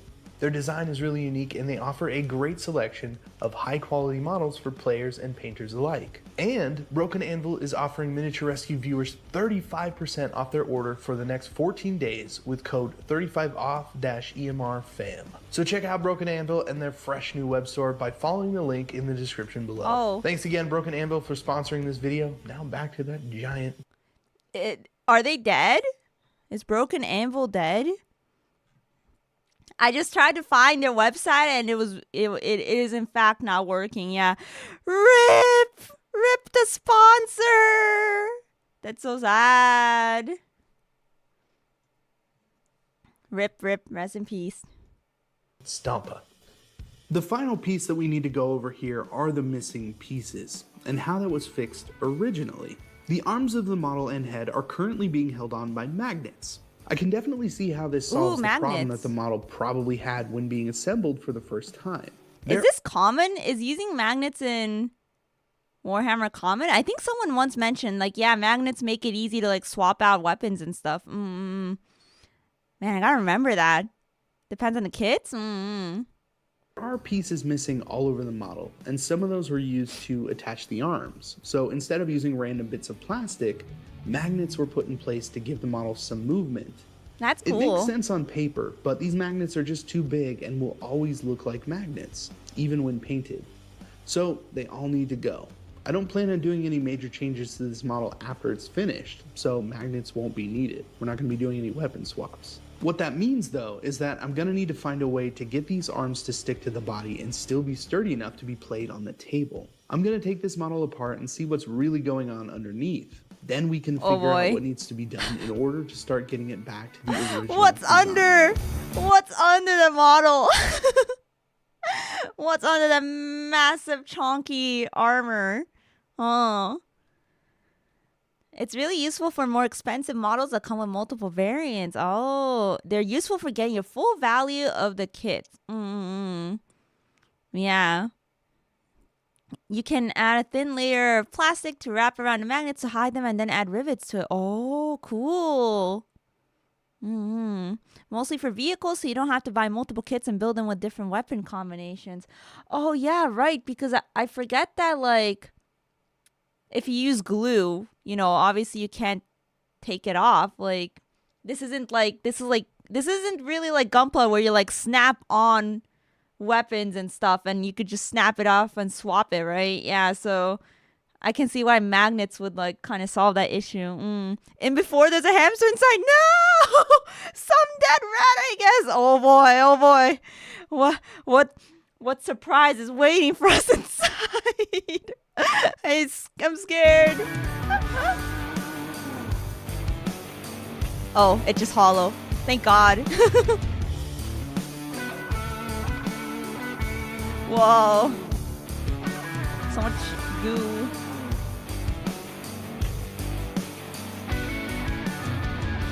Hopes and dreams true.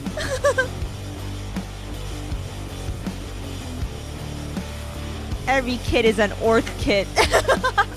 As it happens, finding orc bits is a lot easier than you may think. You can take parts and pieces from any kit and make it something orky. If you can make it fit, it might as well be something that an orc salvaged from a fallen enemy and used to fix up their ride. In this case, I do need some bits to fill in space on the body because one of the front panels is missing, as well as the face guard that hides the neck joint. And lastly, pieces to fix the arms to the body. While some of the parts of the model What is that machine that he has? Did he say? I might have missed it. soak in the sonic cleaner, Oh, it's a cleaner. Bits. Okay. So let's look through some boxes and see what we can come up with to solve our problems. I decided to start by taking a look at what Paint a stripper. completed Stompa actually Oh. looks like. It has some really neat walkways along its back, as well as a platform that connects the gun on. So a flat panel across the top can act as a kind of crow's nest, as well as a good piece of plastic joining the arm to the body. The first thing I really like this like wind-up toy sort of look. That's the vibes it's giving me. It's usually used for jewelry. Oh yeah, I've like never seen that before. So I say. Kind of crow's nest, as well as a good piece of plastic joining the arm to the body. The first thing I want to do is go through anything that could possibly fit this model as is. Something from an existing orc kit. Since I have them, I might as well look. So I'm gonna get out my Kill Team box and take a quick look through a 40k Combat Patrol box that I've had sitting around for a while. There are some really good looking bits in these boxes. The Kill Team terrain could be repurposed to fill in a large panel, but I'd have to cut up an entire piece of finished terrain, and I don't really want to do that since it's kind of a set. The Combat Patrol box looks a little bit better. It has an Orc Death Dread in it, and those can be useful. A lot of little the problem guys. really comes down to the size of these bits. Normally, these would be great for converting something orky, but even the Death Dread is super tiny compared to the Stompa, and that just won't go far enough to make this work in the ways it needs to. So I pulled out a box of terrain bits that I purchased locally a few months ago. I found a guy on Facebook selling 3 full sets of Games Workshop terrain for a really good price, and I knew The Stompa needs a lot because of how big it is. I was thinking like, what if just took like a bunch of like orcs and like merged them into the Stompa? It would look so cursed. Maybe that might look a little. It would definitely lose its machinery look. It will look a little bit more like flashy. Someone has done it, ayo. that they would come in handy at some point. All of this industrial stuff is gonna be perfect. The larger panels can be cut down, and there are some really cool vehicles that can be incorporated into the model and still look really cool. I also have a bunch of ladders that can be used for the back of the model where the walkways are supposed to go. That should work. I like that you can take a lot of creative liberties with this, and especially just because of the aesthetics of the Stompa, I feel like it has more of that junkyard look, right? So you could really like just like throw in anything. Yeah. A bunch of ladders that can be used for the back of the model where the walkways and are it fits supposed the lore. to go. That should they work steal, really right? well. And I'm thinking I can make a whole system of ladders and platforms in the back of this Stompa. Okay, so I have a pile of plastic. Let's get this model cleaned up and start getting this put back together. Colonial Reassembly Part 1, the foundation. The Sonic Cleaner has done an okay job taking up the paint. Still, there is a bunch of glue and clay all over that has to be picked off by hand and by I think this might be my first kit bashing video I watch. I've never seen anyone do a kit bash, even for Gunpla. I need to see if I can find some Gunpla ones too. Yeah, this is the first time I see someone do this sort of thing. Still, there is a bunch of glue and clay all over that has to be picked off by hand and by knife. I take my time on each piece and scrape away until I'm left with a pretty clean surface. That's so much One work. of the downsides to getting models in a condition like this is that you really never know what's going to be underneath that paint.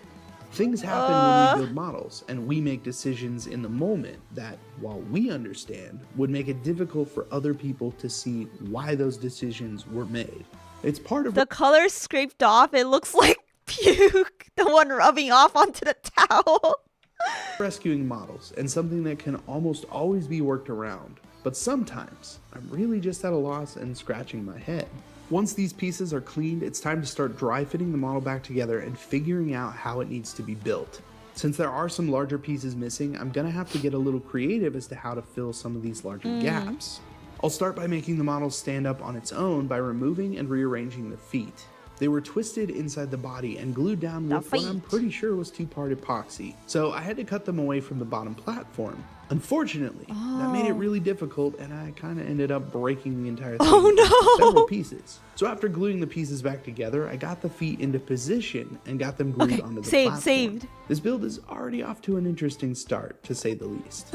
Since there are still large gaps in those areas, and the entire platform needs more reinforcement, I decided to get out the milliput in order to fill in the rest of the gaps and make sure that the whole thing wouldn't fall apart after putting the rest of the model on top of it. We need to make sure that... You know how I said at the beginning, like, oh, is this just like something where he just paints it? No, this guy, he has to reassemble pretty much all of it. He's not even painting yet. There's so much to do here. The foundation is strong enough to support the entire model. He's a real big guy after all. To show where they go together make new and parts. hold a specific angle to make sure that they follow the lines of the base. Of course, we know that there were large gaps before, so after getting rid of all the red clay, it's kinda worse. But they at least fit together to the point that I know that's where they're supposed to go. So I glue as much together as I can, keeping in mind that I'm gonna have to patch it with more milliput. That should hold it together nicely and make sure everything will stay together during a game. Once I got the... Yeah, getting this to just like hold together seems like a lot of work already. Often he just repaints, but this model was something. This is a special exception. Majority of the body together, save the missing front panel. I was able to lower it onto the base and get it glued down. That was a bit tricky, but once I got it in place, I used a little bit of CA glue activator to hold it there until I could get some putty on there and it would really dry nice and tight. Cleaning and reassembly part 2, the orchid details. Part The body 2. is now feeling pretty strong. Everything's... Zanzas, thank you so much for the super chat. Arigato. You'll never see it coming. You'll never see the acid colored orc Stompa coming.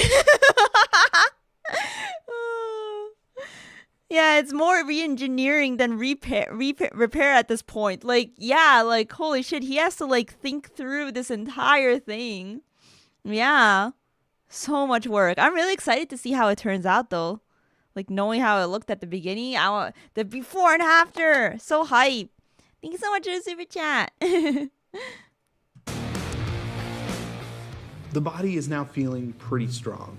Everything sits nicely and hasn't fallen apart yet. So I think we're in a good place. Good. It hasn't now fallen it's apart. time to start filling in the missing areas in the model and make the body complete.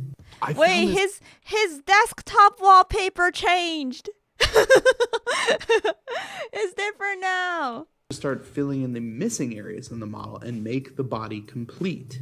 I found this awesome little hatch for my terrain bits and put that over the top of the broken one. Then I decided to fit a bit of Imperial fencing over the hole in the back. Having a few pieces that are recognizably from the same set also lends itself to looking like a salvage patch job, which I really like. So enough of these pieces bashed together will help give this Stompa a cool and unique look. Onto the large hole in this poor Stompa's chest. I decided to use the large orc scrap skull to cover most of it, but there was going to be a rather large hole near the bottom that I couldn't really decide how to cover. Then it kind of hit me. Dude, kitbashing is so insane though. Like I could not imagine building something without instructions. I'm already bad enough at following instructions, but I feel like I would be so lost without a guide. Like people that can kitbash, I feel like they're super experienced. And just like they have gotten, they can feel, they can, you know, they can pick up the parts and feel it. They know. They, you know how it's instead of like the heart of the cards, it's like the heart of the plastic. Like they feel it. I could use it like kind of a cargo hold where the top could come down and cover it, but something could come out. I put a bunch of different bits on the inside, tubes, walls, and ladders, and in the end I decided it would be awesome to have tubes this are so little cool. grabby hook vehicle kind of bursting out of the front. The top could come down to overlap it a little bit and help bring it into the design. And the hook could be considered a cool extra bit coming off the front. So it sticks out. I thought as well that I could build out a little platform in the front and have an orc standing there like it was part of the plan all along. Oh, that would be So that's nice. something to keep in mind as this continues to build out. The orc Where mech. can I place orcs so that they live on or in this huge monster Stompa? The back of the model is probably lacking the most detail right now, and that really needs to be taken care of. Luckily, these bits of terrain that I've been working with have walkways and railings that will go perfectly with the bits that have already been glued on. I started with the first platform and built off of that. This is another great spot for an extra orc to have the high ground. Yeah, people say that orc kids encourage kitbashing.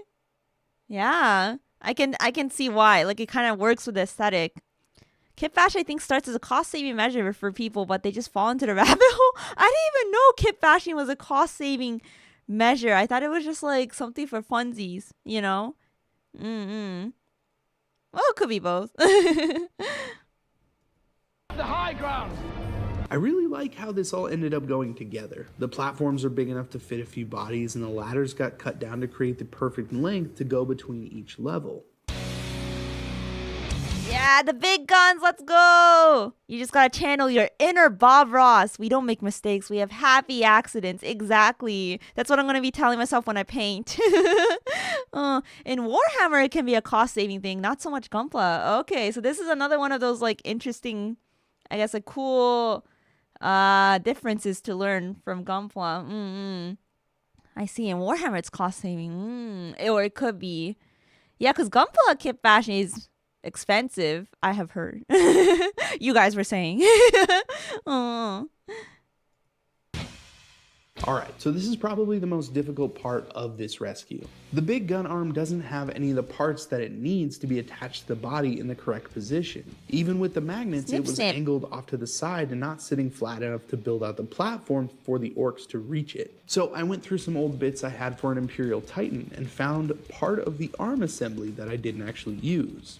It has the arm attachment for the knight, and that should give us something to pin to the side of this Stompa. I cut off the ammo tank and sanded it flush so it would fit on the side of the actual guns. Once that was glued on, I was able to use a little milliput to make sure that the gaps were filled in and it would stick more permanently. Then I used some extra plates from the terrain I've been using to make armor plates, much like I love this time lapse. And for the platform that connects it to the body, an old rhino back door. The inside of the tank door is basically diamond plating, so it looks Back door is such a cute idea.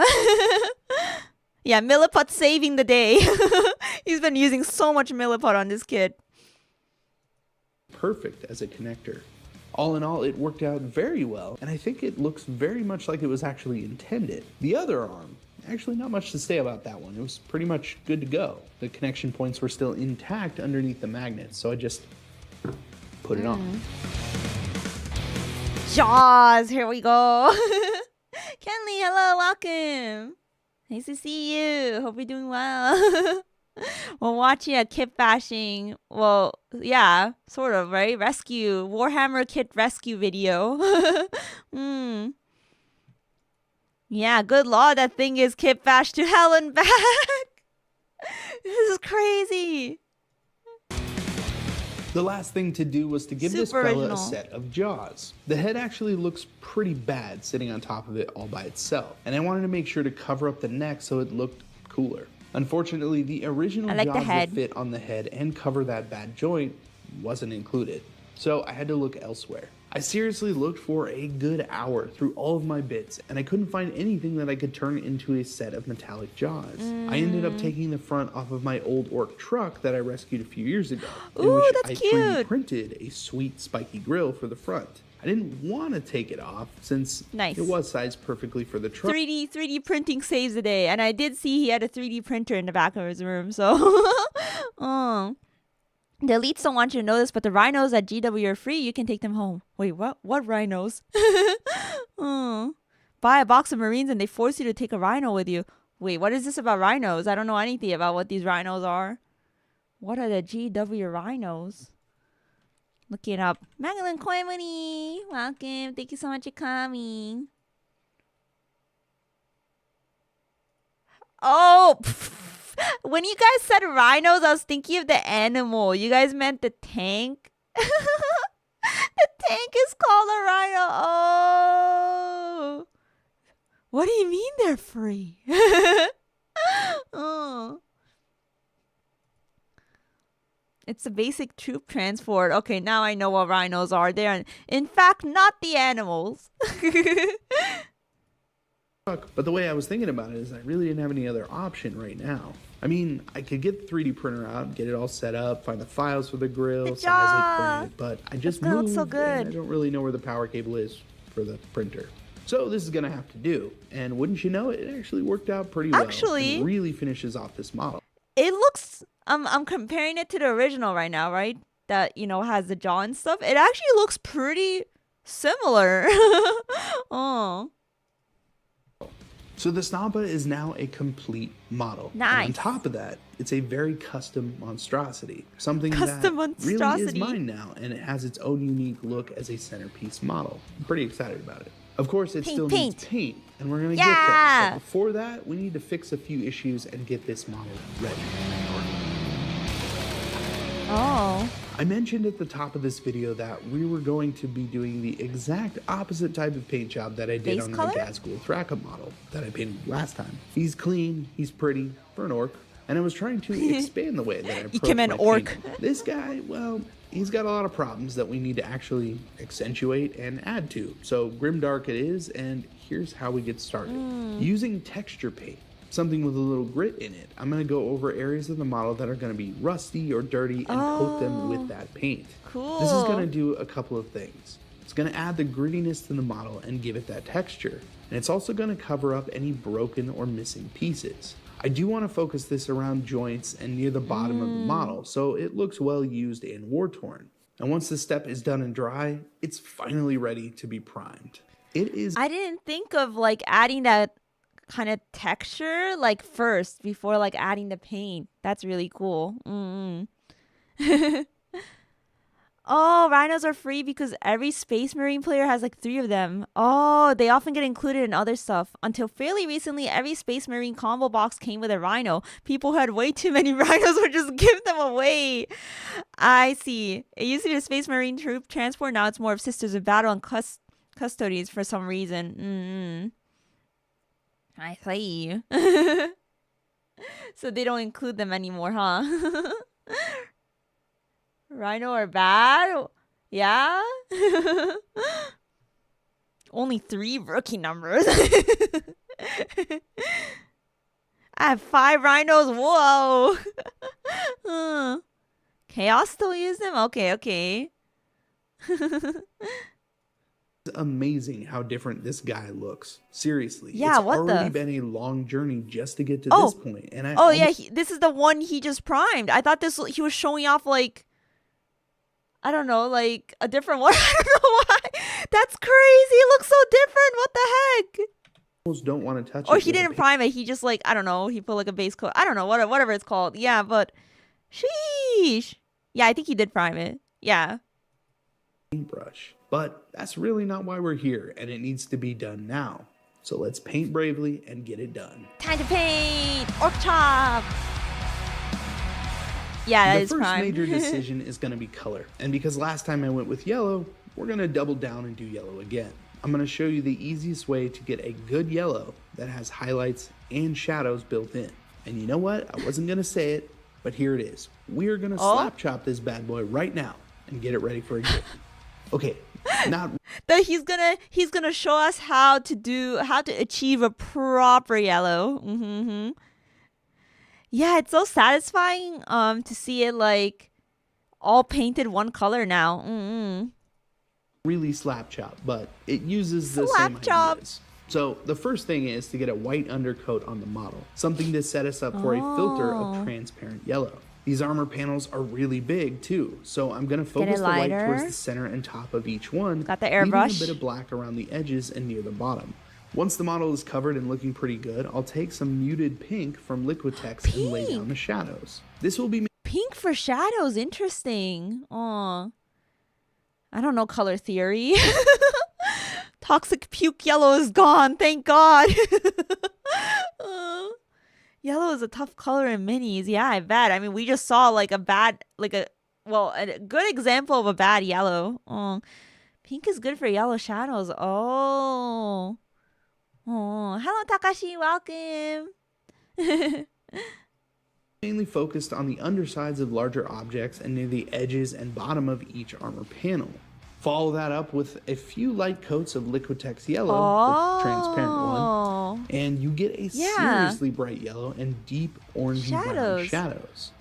So They look you see, orangey. it's like slap chop, but with an airbrush and inks. Normally we just call it a filter, which is what you're actually doing with the slap chop method anyways, but also not. We don't need to go into it. Enough with the slap chop. Man, I love the little window on the front.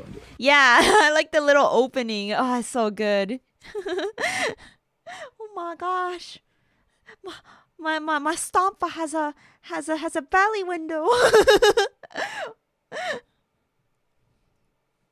Enough with the slap chop.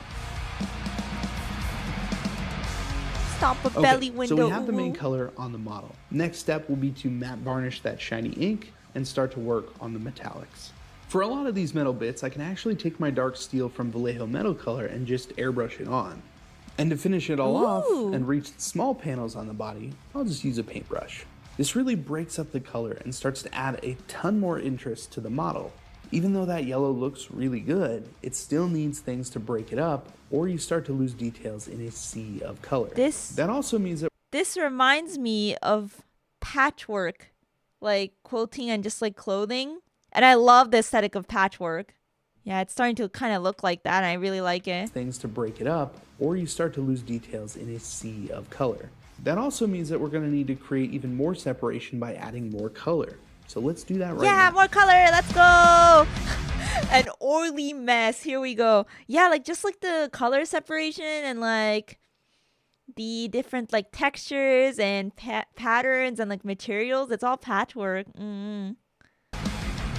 In order to start weathering this model down a bit and really bring out that grimdark vibe, I decided to mix up a few different oil washes. The first one will be an all-over wash of black. This will help separate the armor panels washes. and essentially blackline the model. I learned the power of them The second wash is going to be a earlier. teal verdigris that I mix with blue and bright green. This will be more targeted to the panels that need a little more color and will end up mixing with some kind of rust. Not that rust has or creates verdigris, but the colors right next to each other are great and will play into the theme of this model. It's scrapped together from all sorts of materials and painted over. So weathering, rusting, and all of the above can mix nicely and give us some good color variety. Plus it's fake.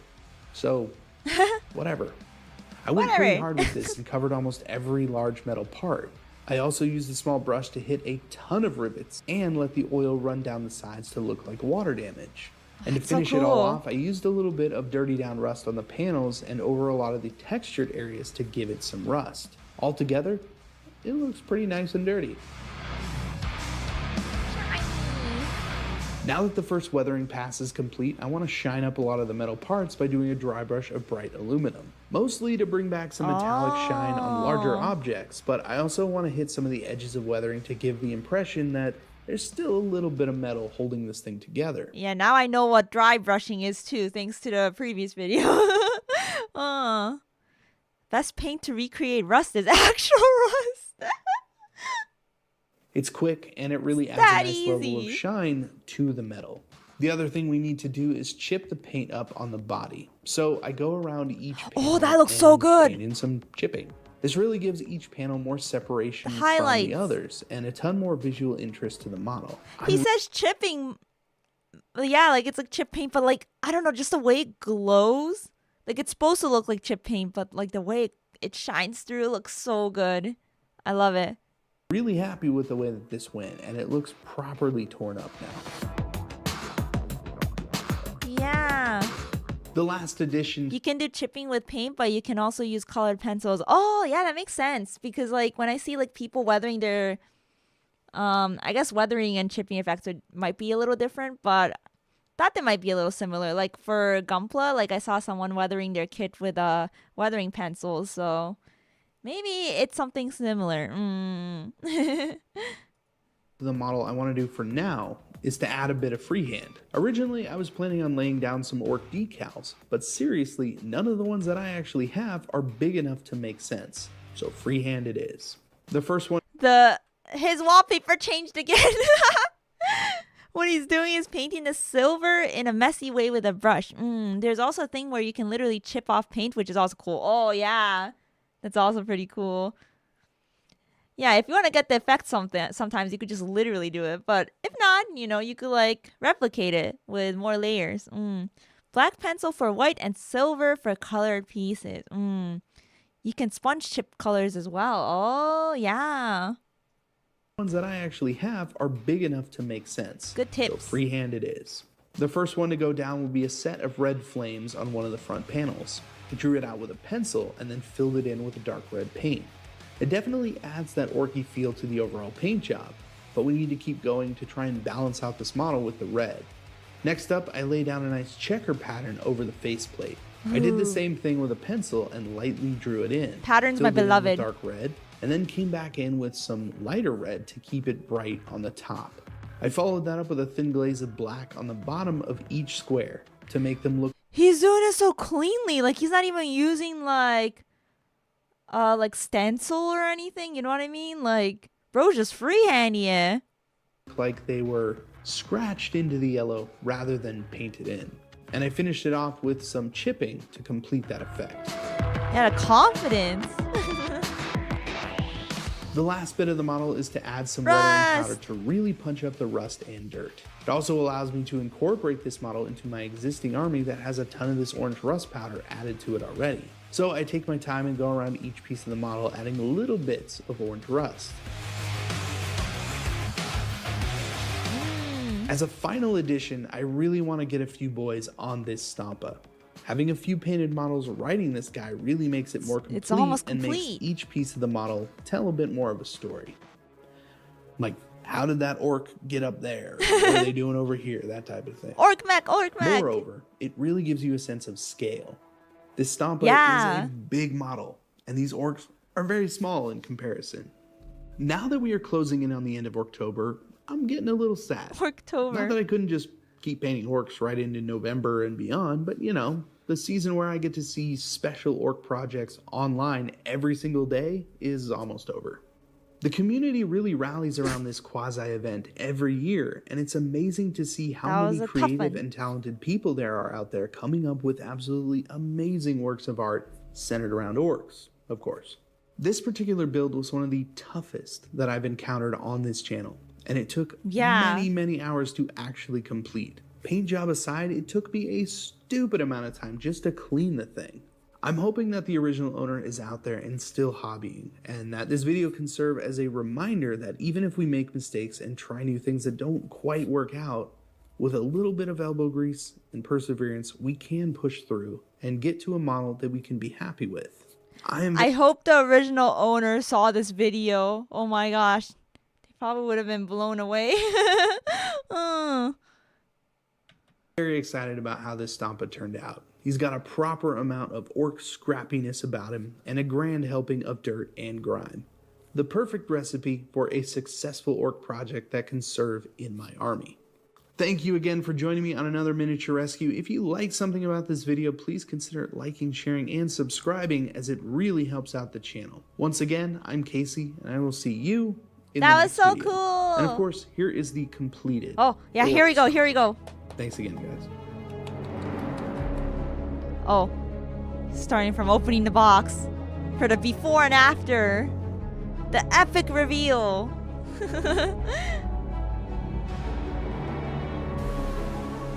Crazy time lapse. Yeah, the thing is, obviously it's an edited video and he's like super skilled, so he makes it look easy, but holy shit, this must have been blood, sweat, and tears.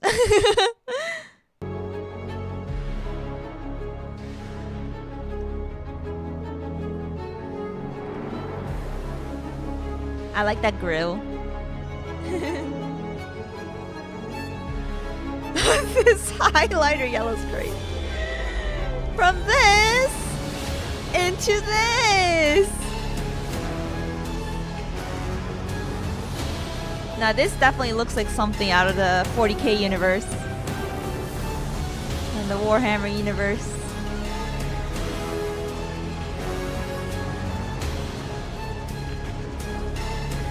So cool.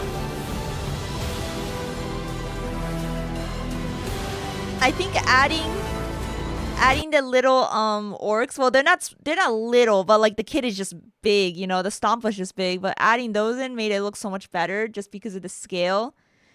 It's like the pilots, the fighters, and then oh my gosh, I like the tally marks right here on the panel. That's a cute little detail as well.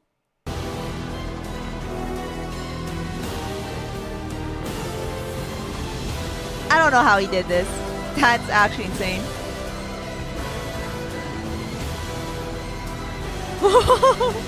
It's massive. The orc kit that's in front of the Stompa, the one he kept showing off during the video, like when he had the close-ups, it looked large, but compared to the Stompa, now it looks small, you know? Sheesh. Look at those orcs. And he made the yellow look good. Damn! That was so cool. What the heck? Let me pause and screen somewhere. That was amazing. Yeah, I want to watch more of his videos now. Especially considering this is one of the more complicated ones he did. It's master grade size. Hope you start yours one day. Yeah, I'm definitely working on it. Yeah, need to get the kit and tools. Started mini painting last year, and it's brought a lot of joy to my life. Oh, that's so nice. Thanks for coming in to say hi, Zor. Is it pronounced Zor? Zor? I'm trying to pronounce it. Thank you. Yeah, let's go. I've been getting into, I guess, like classic model kits. I got into them last year, and I started with Gunpla, and now it's like, ooh, Warhammer. I love all the stuff that you can do with the painting techniques. Yeah, and it's an actual mechanic in the game. You can mount units in your vehicles. Oh, that's so cool. Are they stronger if you mount units on your vehicle? Well, I don't know. Maybe it's just, it's not like strong or weak or anything. It's like, it's not about that, I guess. It's probably about like the move sets you could do if you do that. I don't know. I don't know much about the game. Rock Smash! Hi! You like the Imperial Knights? Yeah, they're pretty cool. I agree. They look very mech-like, I think. If I'm thinking of the right ones. Imperial Knights. I did just recently learn about all the factions as well. Yeah. Okay, I'm remembering them correctly. Fun fact, Casey did a video on pink under yellow, so one of his friends did the same thing. Then his friend's video became more popular and people were telling Casey to try it. That's so funny. Bro's literally like, I'm the one that started. I'm the one that told him. That's pretty silly. It all comes full circle. Yeah, model's so big you can see the tape on his black backdrop. Yeah, that's what that was. I did notice the tape. I didn't point it out, but I was like, oh, that's tape. Oh, jewelry chain would look good wrapped around some of it too. Ooh, that's a good idea. I mean, you guys are creative. All right. Nimi, oh, Rika, hello. Okay, I was gonna take a bathroom break, but I'll go take it after I say hi to Rika and the Raiders. Hello, Eureka. Welcome. Hello. Welcome in, everyone. How are you guys? Hope you had a good stream. What were you streaming? Arigato, Yurika-chan. Rika's one of my best friends. Be sure to go check her out. Oh, she really likes Gunpla as well. Actually, I think I was inspired by her to pick up Gunpla too. Cause she built a lot. Thank you for coming. I'm learning about Warhammer today. Since I want to try my hand at building a kit sometime soon. So I've been watching videos of people putting together some kits. Well, this one was Kitbashing, so it's not exactly that, but it's one of like the cool build videos. Yeah, at the beginning of the stream, I watched a video on how to build and paint your first Warhammer model. Yeah, and now I'm watching people like do creative stuff with it. Eric, thank you for the 40 months on YouTube. Oh, I have to do this here too. You don't have to. But I mean, it's nice. Since you can do it anyways, might as well, right? Oh. Have a good sleep, Cordovan. Good night. Thanks for dropping by. This hobby is fun sometimes. There's an art painting style called grisaille that's been around 900 years old. Oh, wow. Well, someone did that in Warhammer and called it slap chop. Slap chop. You had it right the first time. Okay, thank you. Also, hi, Ghost Submit. Hello. Oh, I forgot to introduce myself to Raiders. If you guys don't know me, I'm sure you guys know me already. But if you guys don't, since you know, good friends with Eureka. But I am Emuri, the cat loving housewife from Glitchstar. It's nice to meet you. Nice to have you here. I've been building a lot of Gunpla recently, and now I'm like, Warhammer. Now I'm like, oh, I should start Warhammer, because all the Glitchstars girls have also been getting into it. He actually has a follow-up video to this. Oh, yeah, I think you shared that with me, Fel. Yeah. The community was upset because the idea of the tons of guns out of the stomach was cool, and they wanted him to keep that, so he made another using that idea. Oh, that's what that was. Oh, I'm gonna have to watch that too. Follow-up video. Let's go. I think I remember you told me about it, actually. I'm gonna check. Yeah. Yeah, because honestly, I feel like, you know, as we were looking at other kits, I feel like the gun sticking out of the stomach idea, I think they were cooking. Like, the original person building a kit, they were cooking. They just, like, couldn't, like, keep going at it. So I feel like, yeah, it would look amazing if they had finished it. Cool to know there's another video out there. Oh, thanks for the reminder in the follow-up video. Tau battlesuits look a lot like Gundams. I don't know if I really like the aesthetic of the Tau. Like, I've seen them around, but I really don't think they, like, I don't know. They're more like similar to, like, not like the, oh God, I'm forgetting my terminology for Gundam.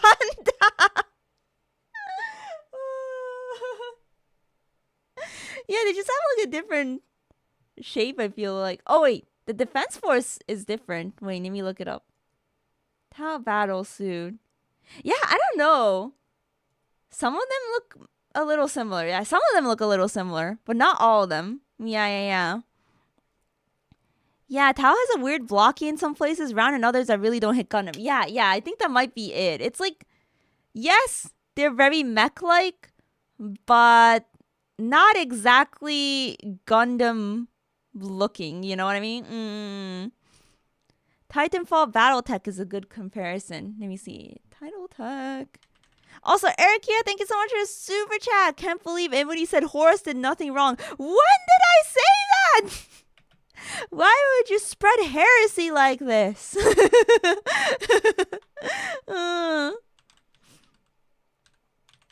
SMH trying to get me caught for heresy. Oh, yeah. This definitely looks a little bit more closer. They look kind of like Xeon suits. Yeah. A little. イクバラさんいらっしゃい。エミちゃんのメガネ可愛すぎる。ありがとう。いや、今日いろいろね、ウォーハマーについて学んでるのでね、ちょっとメガネつけました。本当はね、Twitch の方のリディームでしたけど。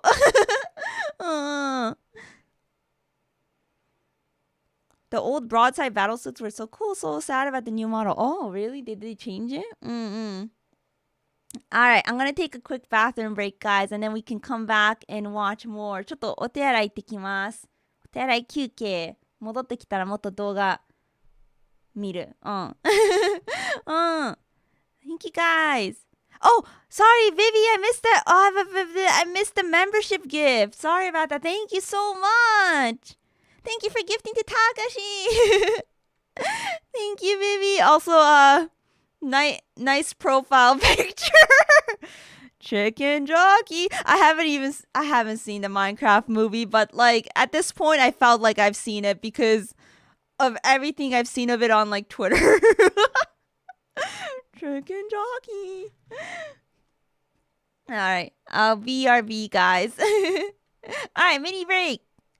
Stick around for more. I'll be right back. You guys should, stretch and like get water, do whatever as well. All right, ちょっと待ってね。パッパッパッパン。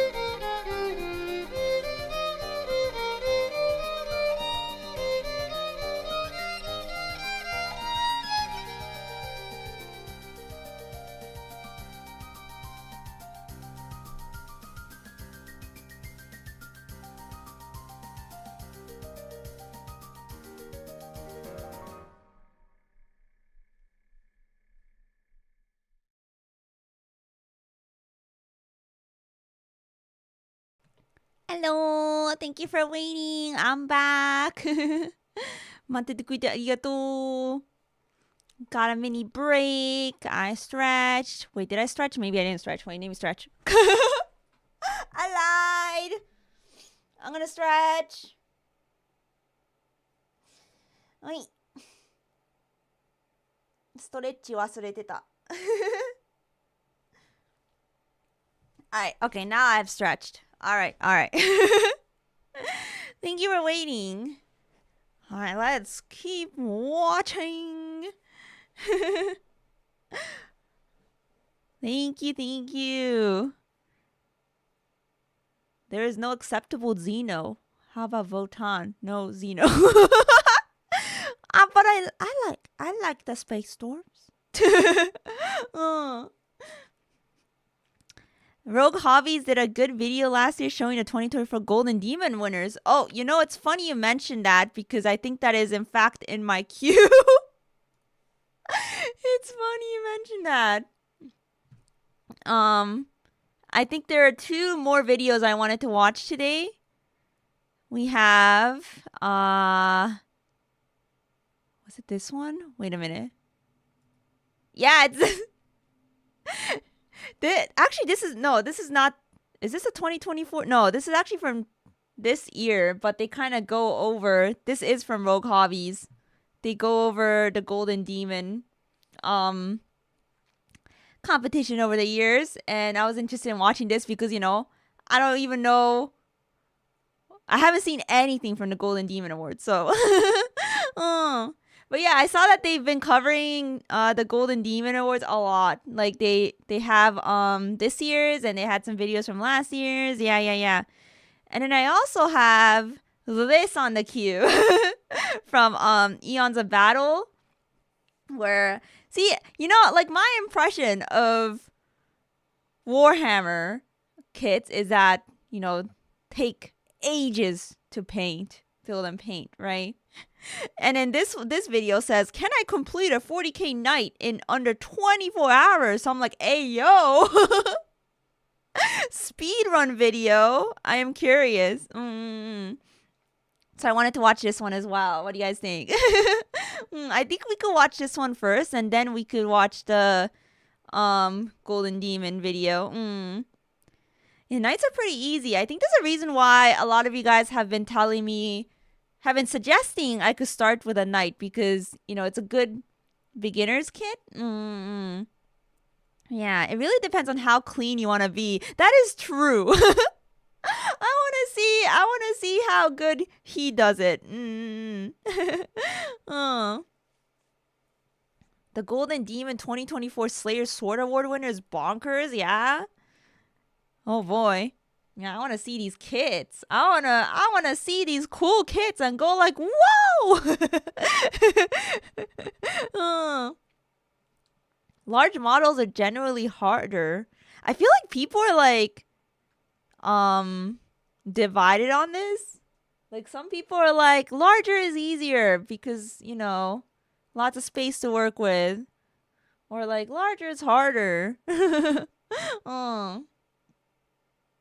think it depends. Necrons are really easy to paint. Wasn't in the video we watched from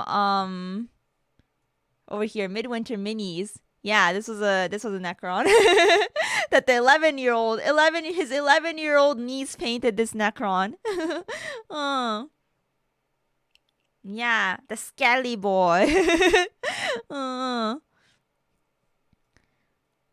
Slayer Sword is winner among winners in Golden Demon. I don't even know how, like, the winning awards, like, how the awards are, like, I guess, ranked. Is Slayer Sword, like, number 1? Or is it, like, a creative, like, is it, like, I don't know. It's, like, a special, different kind of award. I don't know. You know how sometimes there's, like, gold, silver, bronze, and then there's, like, separate awards for like other more specific achievements. Yeah, I don't know anything about Golden Demon. Perhaps we'll find out from the video. Oh, it's best model for the whole event, so it's basically number 1, isn't it? It's number 1. Damn, sheesh. Yeah, I don't know like how good is good yet. I'll have to watch the videos. All right, let's watch Eons of Battle video. Can I complete a 40k night in under 24 hours? I'm ready to see him speedrun and see how well it looks with the 24-hour time limit. All right. Oh, whoops. I forgot to send a link in chat. Let me do that real quick.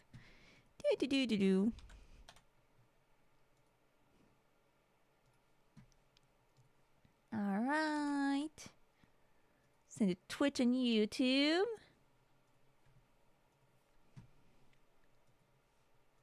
Okay. I'm going to paint a knight in 24 hours. He's gonna do it. I've never seen any of his videos, by the way. But this is a very cute Hey guys, Jay here. start Welcome to screen. Eons of Battle. I got a knight, and I'm not afraid to use it. But I do have to get it done in a timely fashion. I'm gonna challenge myself to build this sucker in 24 hours. And this is not a speed painting. It's going to be good painting quickly. I want this to be an epic model of epic proportions.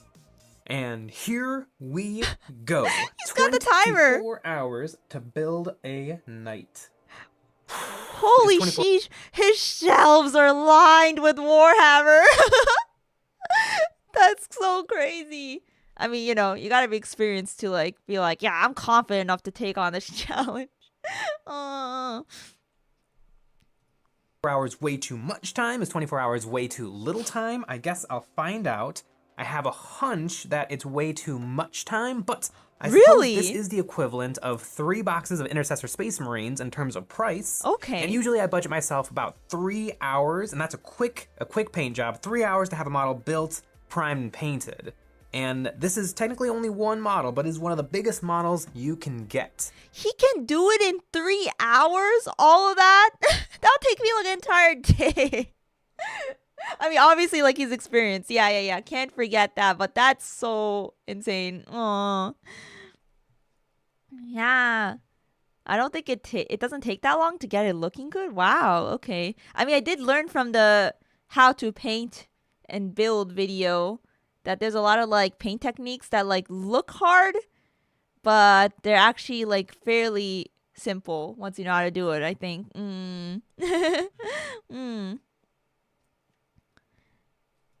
So I guess we will find out how it goes. I had my coffee. I like how he just throws a box. Imperial Knights are pretty cool, yeah. I think they look pretty cool too. I mean, I was eyeing them. Honestly, I'm like, Imperial Knights or Votan or the Space Dwarves because I like them. I don't know what to start with yet. Tools, I was ready to get started. I thought this would be easy as I already have one knight under my belt, but as I was looking through the sprues, I realized I've forgotten everything. This is basically going to be a first for me. Luckily, my dog showed up to offer me some moral support as Doggo, so cute.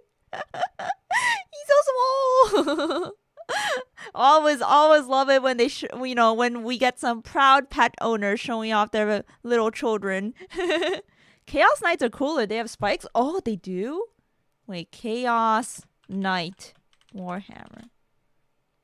Because I like spikes. Oh, you're right. They spiky boys. I'm gonna prick myself when I'm like building that. I began this ridiculous project. Just Aw, past so the cute. 1 hour mark, and boy, would I rather be painting than building. Usually I'm a much bigger fan of painting in general, but especially with this knight, it's gonna take so long for it to start feeling like I'm making any progress. I guess it feels No tedious, fun. yeah. At the 2 hour mark, it really dawned on me. This is going to take a while. 5 big sprues are gonna take some real time, hundreds of parts and lots of clipping and cleaning mold lines. So, 24 hours to build a knight, all the time in the world, right? Well, not quite, because I don't just want to build this thing and paint it. I want it to be the best knight ever, and I want to do a whole bunch of green stuff work. And green stuff takes quite a while to dry, probably Green 8 stuff. hours to where it's fully cured. I can probably fudge it at 4. If I give it 4 hours, then I can definitely paint it. But that's going to require a lot of time, and so I'm going to have to start right now. That way the green stuff's going to have all... I like his apron. Yeah, Tamiya, extra thin, my beloved. I've stabbed myself making chaos stuff, it's true. Always preferred building over painting. Yeah, I don't know, like as someone like who has never painted, right? Me, like since I'm coming from Gunpla, it's like I wonder which one I'm gonna prefer when it comes to Warhammer. Time it needs to dry, and I'll still have plenty of time to paint. I assume the painting is going to take less time than the building. Famous last words, but that's what I'm planning right now. Famous last words. If you can believe it, knights are medieval in style, so bet. I want to push that idea even further by adding some more decorations, creating extra armor plating to create that alternating square hem found on flags and banners from that era. I got the time. I like how it looks right now. Like you could sort of see the inside. Why not? I traced out the shapes of the shoulder armor, then started sketching roughly what I wanted. Alternating sized armor plates ringing the round shoulder. Once I had the shapes and placement, I filled in the details, then I counted up what I would need. 8 long pieces, 6 short pieces, and to be safe, I should make a few extras. It's been a while since I've scratch built, so I poured out my plastic card junk bag. It's a little dusty, but it'll get the job done. I can't believe he's like doing all this custom stuff and he's like, yeah, 24 hours. Yeah, I feel like it's too long. Dehydrator is very handy for speed drying. Oh, I didn't even know you could do that. If you really need it to dry fast, yeah. Blood for the blood god. Let's go. Yeah, poking your fingers on the chaos kits. Yeah, blood for the blood god. Drawings on the plastic sheet, and I was pleasantly reminded how nice it is to work with plastic card. In about an hour and a half, I had 2 absolutely tiny shields. Now the question is, how will I hang these from the knight? The knights famously have dick flags, so I used the plastic chain from one of the extras and cannibalized it into a connection point for my medieval armor plates. Well, that wasn't so bad, and it only took a really long time. Almost 5 hours. Let's go. I can't do that long. I'm sure he's taking breaks. Like he's not like that's why he has a timer. Like he can stop it and then come back to it. I don't think he's doing 24 hours in a, straight. That would take a lot of concentration and probably wouldn't be very healthy because he still has to like eat and stuff. Looking good to finish though, and the only thing left to do is the rivets. Let's go. I'm getting real close. The only thing left is rivets, and scale rivets are tricky. I used micro glass beads. I started by drilling some small shallow holes with my pin vise and looked through my beads. They aren't one single uniform size, so I had to scan and find matching sets. I used this looks like caviar. Toothpick to place super glue into the hole, and then a wax pencil to carefully like pick smaller. up a bead and then press them into the glue. It ain't easy, but it's honest work. And bam, 2 perfect armor plates. But now to wow, those are tiny. Yeah, forbidden caviar. Cast and mold them in a timely fashion. With Oyumaru, of course. Oyumaru? This is a thermoplastic toy from Japan. I soak them in hot water, and this turns them into a soft, squishy goo that hardens into rubber. I pressed this stuff into the custom armor, and it did a pretty good job of giving me a mold. I did this 8 times. What? Now, I've never heard of this before. Oyumaru? Interesting. Now this is speed casting. I took some green stuff and really shoved it in there. I made my fingers sore pressing the putty really hard into the mold to hopefully capture all the details, but I won't know for sure until it's time to pull them out. I stuck in a U-shaped length of wire into my green stuff. I didn't plan on this, but I just thought in the moment it might give me a great point to attach these from. With my green stuff now curing, I could go right back to building this knight. At this point, I was actually having a lot of fun. My green stuff was curing, my knight was coming to life. In less than 1 day, I will have a big, dumb, stompy robot to play with. I was not expecting him to, like, mold stuff and, like, do all that. Like, there's only 24 hours. It's like race against the clock, and he's like, oh, no, I'm chilling. I'm gonna make these, like, custom parts, you know?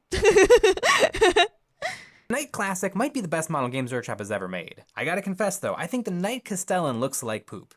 You know what? Pause. Let's get this hot take out of the way for a minute. Games Workshop struck gold with the Imperial Knight. It looks amazing. Everything about it makes sense, and it perfectly blends 40K's gothic, grim, dark style with a believably robotically engineered body. It's perfect. And then, unfortunately, Games Workshop had to go and top it, and that is how we got the Knight Castellan. Wah wah. And I think it looks really bad. It's just such a misstep. It doesn't do anything. Wait, what's the difference? I need like a side-by-side comparison. Huh. Is it just the colors? Is he commenting on the colors or like the general kit? Oh, more guns? Oh, I see it now. Bigger and bulkier. Oh.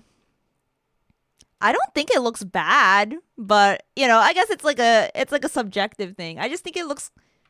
I mean, okay. First of all, I couldn't really tell the difference, but now that you guys pointed it out, I'm just like, yeah, it just looks a little bit different in terms of style. Yeah, wider, more guns, and have reactors in the back. Yeah, it's his hot take. Okay. And I think it looks really bad. なるほど. It's just such a misstep. It doesn't do anything unique. It's just the classic knight, but a little bit biggerer and betterer. It kind of looks like a kit bash of the normal knight, but it doesn't feel real or believable. Biggerer it looks like and someone had the better? OG knight and was told, I don't know, just Is make that it good? look cooler. But that's not how it works. It should have been its own thing, like how all the Titans have their own unique look based on what they do. It'd be like designing Darth Vader 2.0, and so you give him 2 lightsabers and twice the button. But you haven't actually done anything, you've just cluttered up a great design. Oh, the Imperial Knight has a round reactor ball? He's a minimalist. Well, the new Knight is biggerer, so it needs 2 reactor balls. The OG Knight has some smokestacks? Well, Knight 2 will have biggerer smokestacks. I love how he's going on a whole rant about this. Oh, and the OG Knight had 4 guns? Well, the new Knight is gonna have 7 guns. Isn't it cooler yet, guys? Whatever, it's fine. Because I'm not building the Knight Cerastus, I'm building the real Knight, and it's gonna be great. However, I was so lost in thought thinking about how much I don't like the Cerastus Knight that I forgot how important it is to monitor my camera slider when it's in That went on such a tangent. manual mode. Oh gosh. Alright, let's see if this 3-hour detour was worth it. Now, this is a little ridiculous, because I'm demanding perfection from a very imperfect method. This is a $3 toy and some green stuff I shoved in there with my fingers, but you never know. The amount of weapons does feel obscene. It's like the freaking Psycho Zaku I brought up again like earlier. Some people like hate that thing because they're like, why is it so bulky? Has so many freaking things sticking out of it, you know? A pure tasting, I guess, you know? Thunderbolt was a mistake. See, there's people that don't like it. But I have a friend that's like, Thunderbolt is pink.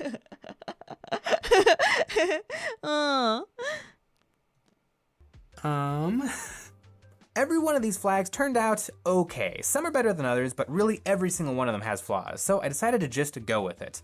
I don't have time to start over, and they aren't bad, just not perfect. Hopefully a lot of the flaws will fix themselves when it comes time to paint them. I would love to try again with some UV cure resin. That might have worked a little bit better and faster than the green stuff.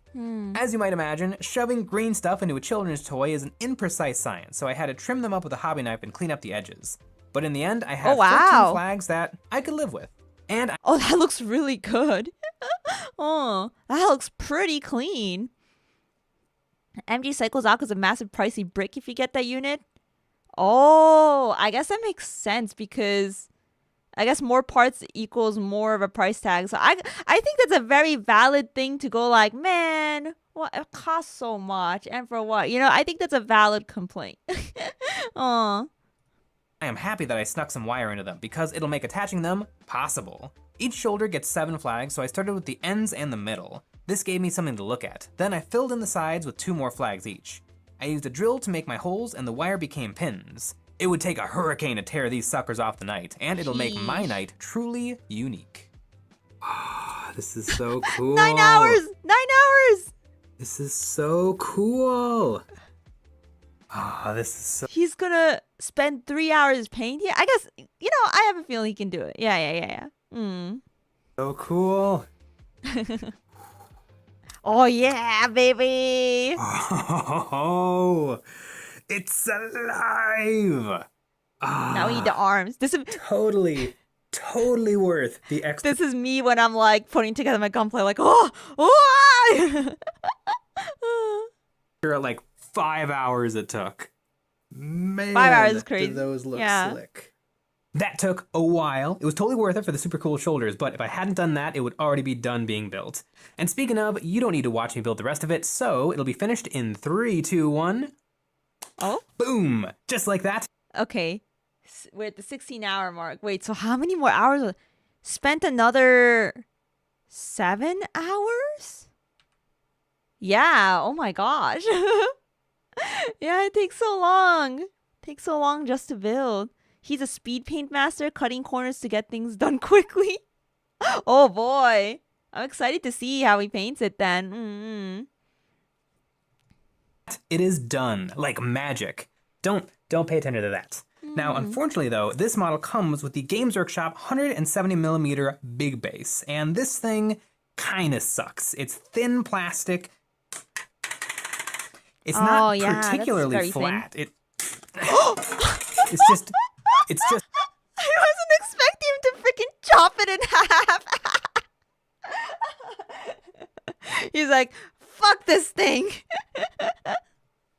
garbage. If only there was a product out there worthy of being trodden upon by this amazing model.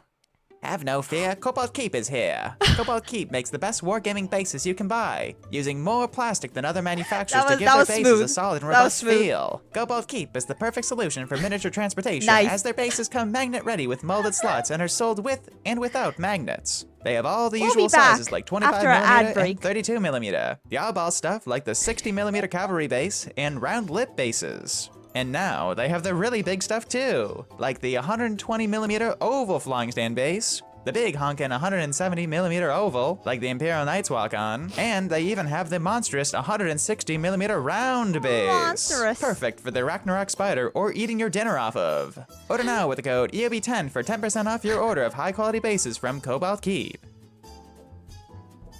My knight is looking back glorious. to the video. It's not a difficult kit to put together, but it is hundreds of parts, and it gets even more complicated when you decide to magnetize it. These are legit good. The ones GWS gives you are such bait. You need good base or things will go wrong and transfer. Oh, that makes sense. I keep forgetting these are like used for gameplay. That's where I keep forgetting. I'm like, oh, they need a base? I mean, he stands on his own. And then I'm like, oh yeah, you need a base to like play it in the game. Which I suppose I could show you how to do real quick. If you want to do exactly what I did, you'll need 5 3mm magnets and 5 6mm magnets. Stack. On the arms, I shaved down the connections, drilled a 6mm hole, and then shoved in my magnet. On the gun, I glued in a piece of sprue to give myself a little shelf to stick the magnet. Drilled a hole and I shoved it in. Onto, and then I glued it into place. On the carapace gun and the shoulder gun, I drilled a 3mm holes into the plastic. This will give me just enough strength so the guns don't wobble while I'm playing. This gave me access to most of the options in the box. It's slow and tedious, but I suppose with models this expensive, it's okay to spend a little bit of time perfecting them. I made myself some marks. Yeah, I love the confidence. Drilled this hole and shoved it in. Drilled another hole and shoved it in. As feet to stand on this nice solid Cobalt Keep 170mm oval base, and began gluing down some pieces of pine bark to represent some cliffs. The wood does a good job of looking like scale rock, but I also need to create some dirt. Now, to give this knight the epic base I want to, I'm gonna have to put on a little bit of ground, and to do that, I'm gonna use one of my favorite tools of all time. Y'all know what it is. Say it with me now. What? Crayola Model Magic Soft Squishy Modeling Material. What? Crayola? Oh, is that like, is it like paper clay? Or just modeling? Like, I guess it's not clay. I don't know. I don't know much about modeling. I didn't know Crayola makes something you could use for this stuff. Oh, it's air dry clay. I see. Yeah, air dry clay is like really handy because like I know a lot of people that make like jewelry using it and stuff, like little figures using jewelry. Yeah. I always wanted to kind of learn how to use it, but I think I've used it like once. Oh. I took my Crayola Model Magic Soft Squishy Modeling Material and began gluing it down using super glue. The clay is nice and light and will make some nice dirt for the knight's feet to sink into. And I pressed the plastic behemoth into the wet clay. Ooh. The satisfying squish reminded me a lot of the T-Rex scene from Jurassic Park. Once the Model Magic had a few hours to dry, I spread wood glue all over, my favorite sand holder downer. I sprinkled on some pebbles and then finished it off with some fine grain sand. I set aside the base to dry. The glue looks like mayonnaise. I only know Crayola from the delicious crayons. You eat your crayons? Stop eating the things on your desk. Yeah, this is forbidden mayo. I guess, I can't fault you guys. I just mentioned this looks like mayo. Yeah, mayo, caviar. Yeah. Got some fine cuisine here. I sprinkled on some pebbles and then finished it off with some fine grain sand. These pebbles and like grains are like, I don't know, they're like cookie bits, you know, crushed graham crackers. I set aside the base to dry, and while that was happening, I had a decision to make. What color scheme was I going to go with? This model is bigger, which made the decision bigger. And I had to decide right now. It's a 24-hour challenge. I can't waste any time, but I was facing decision paralysis. I need a couple of good colors and a metallic accent. And then it hit me. What would you guys paint it? Like, what color would you paint it in? D30, the dice I will use to count down the wounds remaining for this night, has a very nice palette. I like the color of that dice. We could do purple and gold. Red is good. Some pink and purple and gold should make for a Cinnamon? very interesting night. These are not colors I work with much or ever. Purple was the color of... Okay, I thought he was gonna roll the dice for something. I don't know for what, but he actually was looking at it for inspiration. Okay. Because I was looking at it too, and I'm like, that dice is a pretty nice color. I would paint it in that color. I didn't think he was actually saying he was gonna paint it in that color. Oh, nice. Oh. Thank you for the follow. Thank you. Hello. Royalty back then. What could possibly be more fitting for a nightly night? At hour 17 purple. into this project, I primed the night black. It is crazy how long it took to actually build this thing, but painting it should be faster.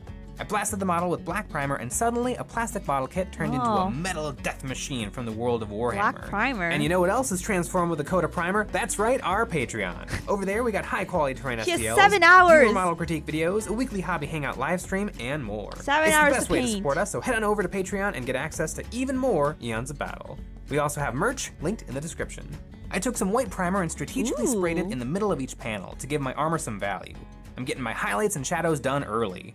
Pre-shading is a technique that I see a lot out in the wild, but besides What? That looks so good. I was like, what is he doing here? Like, I was like, just a bit of like splotches, and then like he went to this, and I'm like, oh, that's what he was trying to do. Oh, highlights and shadows done early. Pre-shading is a technique that I see a lot out in the wild, but besides the Zenithal Prime, I don't take advantage of it very often. I don't really paint vehicles very often, so this is a nice project of discovery. So I've got a little over 5 hours left, and you might be thinking to yourself, Jay, it took you 16 hours to get this far. What on earth makes you think you can finish in 5? He got it. I bet I can. I'm doing pretty much only pre-shading, and I think that is going to save me tons of time because I'll only have to paint each part of the night once. Really? Also, I'm way faster at painting than I am at building. I dry brushed white over my armor panels to pick out the edges and all the little rivets. The armor was looking slick, but really the knight is 2 steps. The metal body and the armor panels. And let's get the easy and fun step out of the way first. His rockin' bod. I made the mistake The fact that you have to take it apart to paint it again. Yeah, the dry brush is back. Time of using too many metallics, so this time I'll use hardly any, but it'll end up looking even more metallic. I sprayed on some layers of gray paint, blue paint, and magenta paint, and then used a damp paper towel to dab it off. This gave my metal a lot of nice subtlety, and it was really easy to do. The only time I touched a brush was to use a big old dry brush to quickly apply lots of water to rehydrate my paint. This is so much fun. It's not even like building a model kit. This brings me right back to high school when I used to be working on all sorts of props and cosplays. Oh, wow. Just getting things dirty, making a big old mess. Doing a little verdigris, doing a little weathering. For some reason, big old models can sometimes paint up easier than little models. Once I was finished, all I wanted to do was paint 10 more night bodies. It was so simple and so much fun. Just messing around with paints and then a single silver dry brushing to bring it all together and give it a metallic sheen. Loved it. I like the face. Now on to the tedious stuff. Yeah. Let me try to explain myself a little bit. So this is my carapace and it's looking sharp. That looks so good, and it's like, he hasn't even painted a color on top. I wonder how it's gonna turn out. This is the first time I hear about pre-shading. Didn't know that was a thing. Brushing gave me my highlights and shadows, and the dry brushing gave me my edge highlights, and it also accented every single one of these little rivets. Basically, it's perfect as is if I wanted it to be a black and white knight, but I want it to have a little color. So I'm going to be making myself up a whole bunch of glazes using Army Painter speed paints because they go on super duper smooth. Purple and pink. And I'm going to be putting these over everything, and that should just tint everything the exact color I want it to be, and I shouldn't have to do any more painting. It should just be glazes and done, and hopefully it'll look exactly as good as it looks right now. He's got the vision in his mind already, you know? Oh. And color. I poured myself some This is the Grisaille color. Oh, this is the Grisaille we talked about earlier. Colors over white and black. Oh, this is what the technique is. Cool. Dweller Purple and Purple Alchemy and mixed them about 50% with Speed Paint Medium. Then I made up a golden metallic mixture by using a few drops of silver paint, a couple drops of orange ink, and some blending medium and flow aid. I spread the speed paint over the armor and the gold paint over the trim. Oh, that's a pretty shade. I was looking at the left. It looks nice. Hello, Mafcha. I was like, oh, she already paints a knight, and then I heard Eons of Battle's voice. Yep. This is me. I'm totally painting it right now. No, I'm learning. I'm learning how to paint. Watching the pros do it, you know, learn from the pros. As I wait to get my kit and tools. Oh. Thank you for coming. Unironically, Emuri color scheme. Well, if it's gonna be Emuri color, you gotta add a lot of pink and actually you're right. Maybe a bit of red and green as like accent colors. Wait. It might be if he adds those accent colors. Let my undercoat shine through. My logic is brushwork slows down a paint job, but with everything getting only one coat of paint, it was working out to be a relatively speedy paint job. I finished all the armor panels in about an hour. I worked and I worked and I worked and I worked, but as the clock ticked by and my eyes were getting weaker and my hands were getting blurrier, I kept finding more and more small details. Oh, this color looks so good. Those added up. These colors. My glazing experiment went pretty well. I got about 75% of what I was after. I need a little more experience with the Army Painter speed paints before I really can get the look I was after, but I have a prediction. I'm gonna have this night finished at exactly 23 hours. 1 hour ahead of schedule. I'm in a really good spot. He got it. He's gonna do it, I believe. Yeah, this is really making me tempted to do a knight or a war glaive kit. Yeah, I'm really tempted to build a knight too now. Yeah, the long stare. Oh, knights are fun if you have an airbrush. Doing all this by hand is horrible though. Oh, yeah, I can see that because of how large they are. The airbrush would make it easy. Okay, note to self, get an airbrush. And I'm really tired.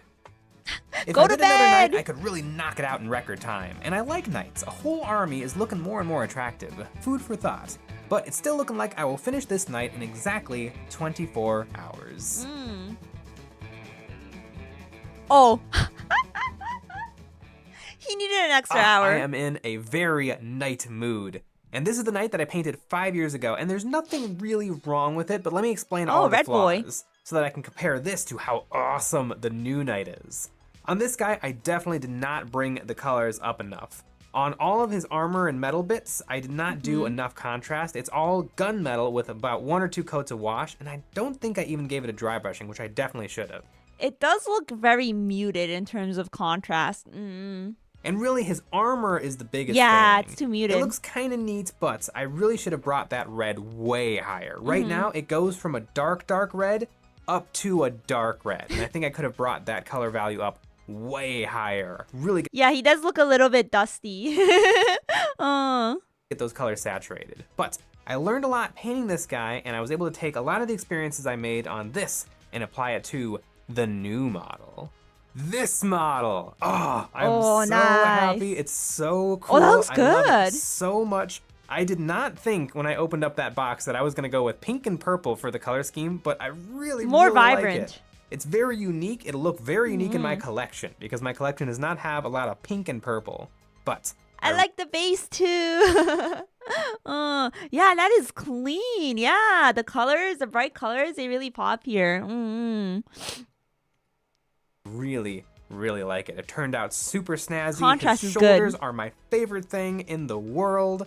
I think I was able to do a pretty good job of keeping my colors nice and saturated. I think if I could do it over again, I might even have diluted my Army Painter speed paints even more just to try to get a little bit more of that white undercoat to shine through. Maybe I could have even tried airbrushing it on. That would have been a fun experiment. Maybe on the next night, I'll have to give that a try. But I Yeah, the pre-shading, I can definitely see it. I didn't know it comes through that much.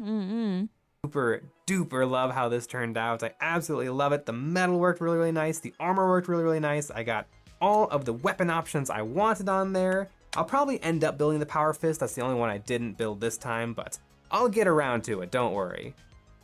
It is just a mountain of a model, and I cannot wait to get it in games. For 25 hours? Damn. I will definitely get this knight into some games, but I don't know if I'll be making a It looks full knight really army, good. at least not in the near future. I think the destiny of this beast will be as a loner model. If someone is showing some interest in 40k or wants to tag along to a game, I'll just hand them the knight. That big It keeps the boy. rules simple, it's only one model to deal with, and it has enough firepower and titanic feet to really do some damage. I think knights are a great addition to any hobby collection. Wow, okay. I didn't know you could get something to look this good in 25 hours. Knight into some games, but I don't. Again, he's experienced painter, but like he showed some pretty good tricks. Yeah, he's so good. The pre-shading, he just went for it, and he was like, "Yep, this is gonna work out," and yeah, it did. Pre-shading and highlighting work great with transparent pigment paints. Yeah, pre-shading is magic. I have learned the power of pre-shading. Even if you don't play Imperial Knights, you can still ally a knight to any Imperium list as well. Yeah, so they're very versatile, right? Naruhodo. Can't believe we got an Emuri faction. Just like me, for real. Just needs a bit of green. And it's Emuri color. I wonder if I could replicate this. Like, obviously it's not gonna look as good, but like I'm saying, like maybe like if I got the same kit and went for the same color scheme and tried the pre-shading thing, that might be fun.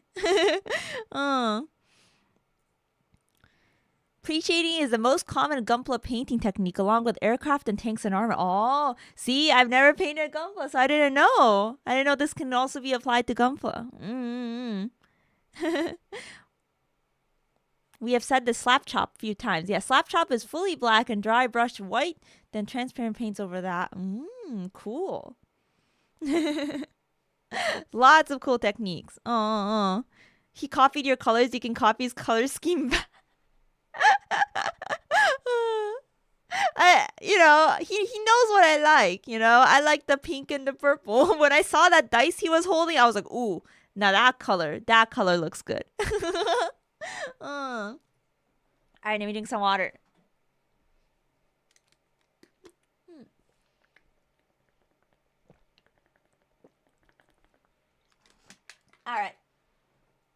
Alright. Last video of the day. I want to get in a Golden Demon video. Because I am so curious to see what these kids look like. Also in the bottom left, is that Shovel Knight? He kind of looks like Shovel Knight. Wait, not the bottom left. Next to that, the red guy. The red guy in the thumbnail. He looks like Shovel Knight. That's Slambo. I'm so sorry for calling Slambo Shovel Knight. Bye bye, Takashi. See ya. Enjoy the breakfast. I'm gonna eat dinner after this one. One of the first Chaos Warriors. Me looking at Chaos Warrior. Wow, is that Shovel Knight? It's like the meme of the guy holding up the butterfly, holding up his hand to the butterfly, going like, what did he say? He was like, is this it? Is this a bird or something? I don't know. Yeah. Is this a bird? No, me looking at this, I'm like, is this Shovel Knight? Yeah, Yeah, just like that. But yeah, this next video is by Rogue Hobbies. I've been meaning to watch a lot of her videos. She has a lot of stuff I'm very interested in, but I haven't seen any of her videos yet. So this will be my first one. Since you guys were talking about the Golden Demon Awards, I was like, okay, we should pull up something on that since, you know, what better showcase of really nice looking kits, nice looking models. I need to stop calling them kits, but you know. All right, let me send a link. This is the link to the video we're going to watch now.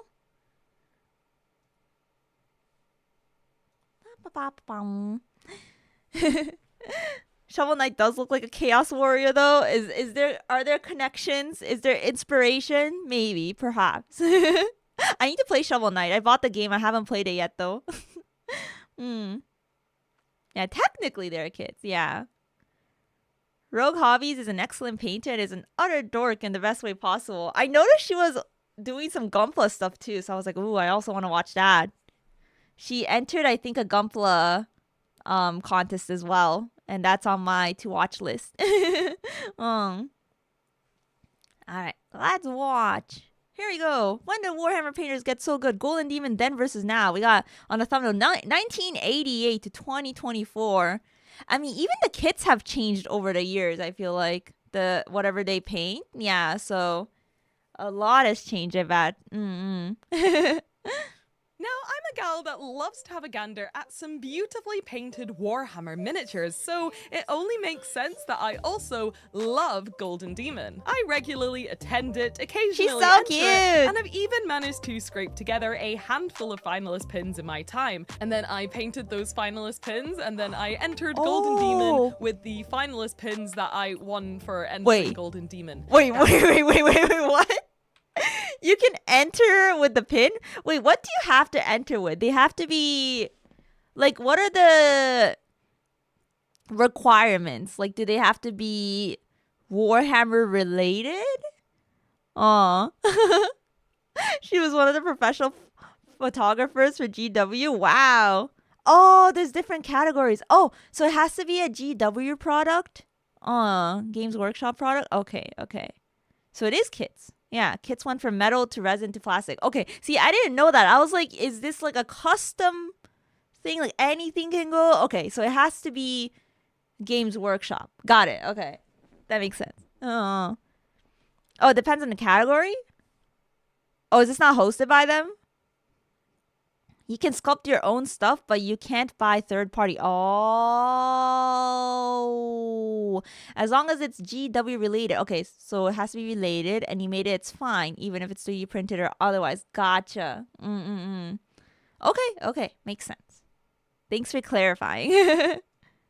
Full of finalist pins in my time, and then I painted those finalist pins, and then I entered Golden Demon with the finalist pins that I won for entering Golden Demon. That's how much I like it. But most of all, I just genuinely love the spectacle of it all, and I love keeping up to date with all of the winners, finalists, and just the entries in general every single year. But over the years, and I think especially recently, I've noticed something change at Golden Demon. Both me and basically everybody with functioning eyeballs in the Warhammer community has noticed that recently the standard at these Golden Demon competitions has just been insanely high. Like every single year, it seems like... Whoa!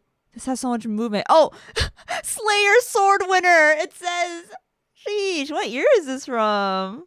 Damn, what the? It's like a whole ass action scene. Like tearing out the arm. Last year? This is crazy. Wow. The artists are creating these Warhammer dioramas and pieces, which not only knock the previous year out. Whoa, this one's also cool. I'm sorry, I keep pausing. I'm like, whoa. Ogling these things. Pin is an official Games Workshop product, so it's legit. I see.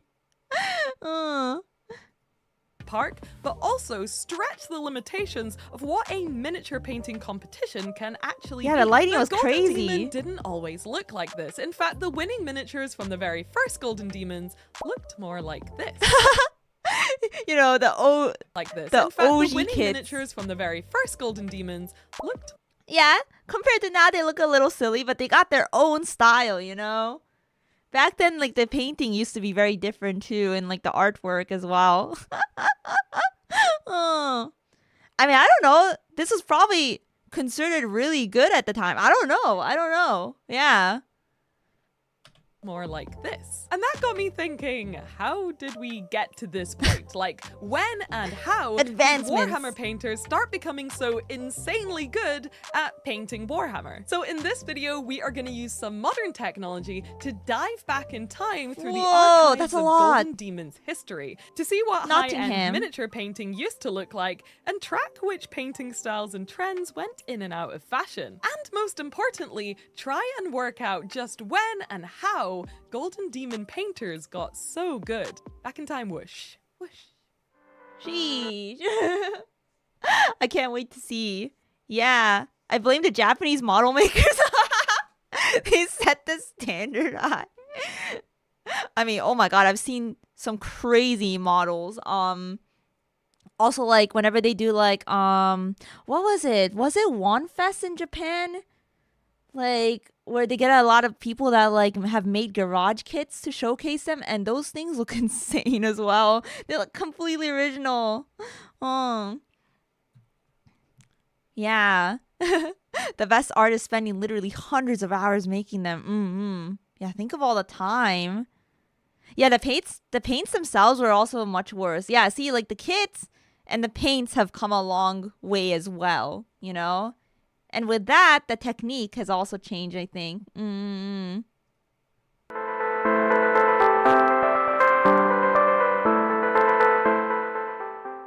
First of all, I want to say a quick Happy New Year to everyone watching my channel it's a right New Year now video? in 2025. Happy New Year, Happy New everyone. Year. Happy 2025. Yeah, Nyakama, Happy New Year! Yeah! Woohoo! Where are the fireworks? It's combo of professional artists joining in and the internet making information a lot more available. Oh, that's true. The internet. We can also blame the internet. So many. See, even someone like me, I could just pull up a tutorial now and, like, learn how to, like, dry brush and, like, pre-shade or whatever. 2020 thrive. No, that sucks. I hope that everyone had at least a semi-restful-ish and nice holiday season. But also, if you've never watched my channel and you're new here, then hello and welcome. I like to make Warhammer, miniature painting, and general hobby content. That's and me. Have a lot of fun doing it. So if you like what you see here today, please consider subscribing to my channel for more. And if you really like what you see here today, then you can support me over on my Patreon, which means that I will be able to make more videos like this for the rest of my life. I'm trapped here because of you. Thank you. But yeah, today we're trapped in the rabbit hole of model kits, never getting out. Trapped for life.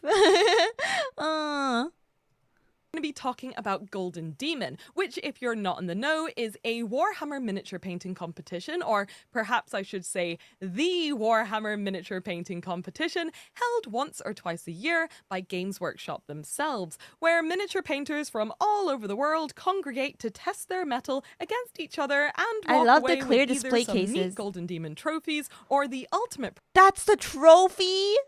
Wait, yeah, I really like these display cases. Each other and walk away with either some neat Golden Demon. Yo, I mean, it's a literal Golden Demon.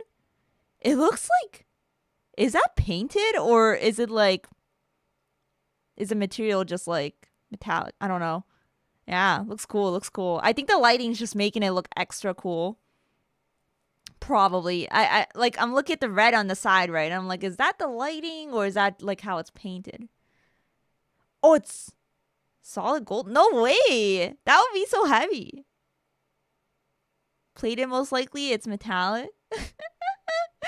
Solid gold. It isn't.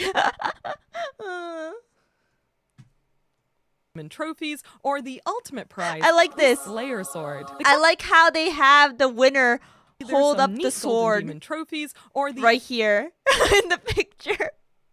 That's so great. Oh, the Slayer sword.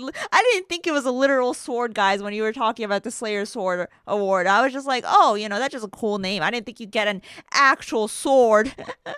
Ultimate prize, the Slayer sword. The competition was started in 1987 by the highly esteemed founding Games Workshop visionary himself, John Blanche. And whilst I can't speak for him, I think they came up with the idea of Golden Demon to kind of add a little bit of flavor and spice to their then quite small games days, which they held every single year. And because who doesn't want to see a bunch of extremely cool painted Warhammer miniatures in one place? Yeah. Like, a miniature painting competition held by Games Workshop just makes sense. From then on, Golden Demon has been held every single year in various countries and at various events. I like all these pictures of them holding the sword.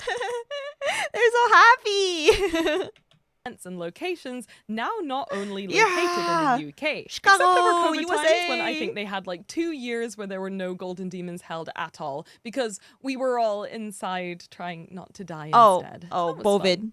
That was good. But like I said before, my mission today isn't to show you guys all of the latest winners of Golden Demon like I usually do. It is to dive back in time into the competition's history and look at some of the winners from the past. And to do that, we are going to be using the Golden Demon Compendium. The whole site. I'm glad that Bovid didn't kill this event, though. There were a lot of anime cons and stuff like that died during Bovid, because, they couldn't hold the event. So I'm glad this one didn't.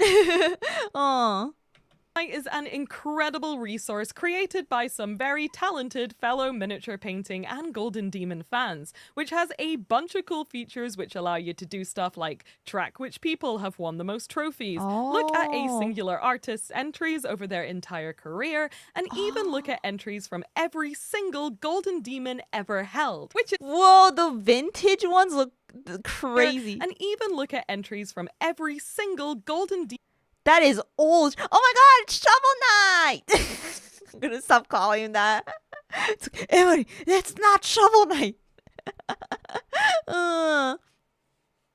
More competition should gift swords. I agree, but they're probably expensive to make. Cool. They should give cool stuff. Yeah. Imagine getting on a plane and trying to explain to the TSA agent why you have a sword. It's fake, I promise. Oh, wait. I don't think it's actually sharp, right? Yeah.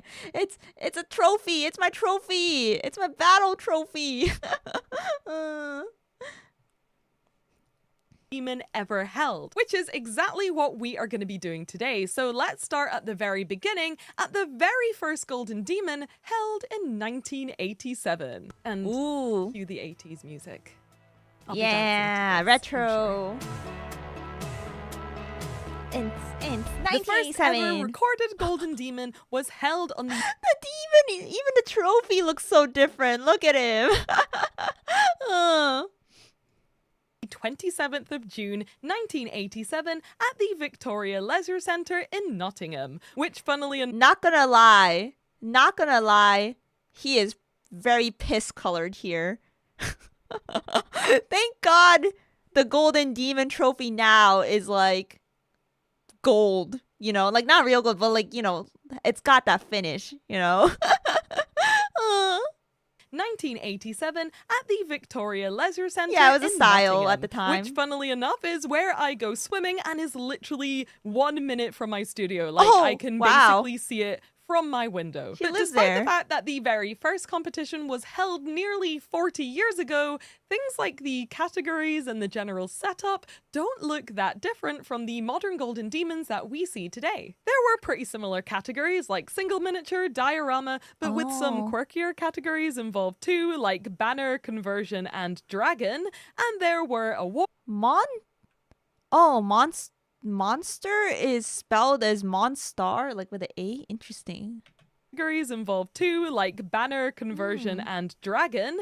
And there were awards, and yes, even a Slayer sword winner. Also, never mind. I take it back about the demon. And there because these are metallic. Okay, I'm sorry, demon. I'm sorry I called you piss colored, and I didn't say you were ugly, but I did call you piss colored. Oh no, she's British. Hey, well, guess what's also British? Warhammer. ジュニアさんいらっしゃい。来てくれてありがとう。Welcome, welcome. ウォーハマーの動画見てます。うん。If GW were an American company, it would be the Golden Assault Rifle.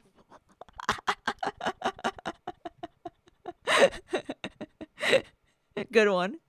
Awards, and yes, even a Slayer Sword winner. Also, I initially missed this during my research, but the first Golden Demon actually had cash prizes. Like, you could win, I think, around £250 for placing. And in this article about the history of Golden Demon, written by Albert Moretto Font, it says that they gave away £3,000 in prize money at this very first event, which even by today's standards seems really wild. But the main difference, which is instantly visible apart from just the miniatures themselves looking a little bit older and more dated, is the painting style, which was winning big at this event. Let's start by looking at the single miniature category. They're back. Yeah, the coloring style from back then, it looked just like well, I guess it might be because of the pictures too. They look even extra old. But like I remember when I was watching the Warhammer 40k lore videos and like Bricky would show like some really old art, like it would be colored like this, you know? It was just like how the color scheming worked back then, I think. So we can kind of get a taste for what was going on. And as you can see, the style at the time was pretty simple. And I mean that with all the love in my heart because I love these miniatures very, very much. And if you're sat there at home thinking, of course, these miniatures look a little bit weird and maybe basic because the image quality is kind of terrible and looks like it's about 40 years old. It's crusty. Because it is 40 years old, then you are absolutely correct. So here is a bronze winning entry taken under a modern camera. And as you can see, it's very much the same style that I kind of described. It's good for sure, but it's safe to say that it probably wouldn't win a Golden Demon these days. But let's bear in mind that at modern... guys, the power creep is real.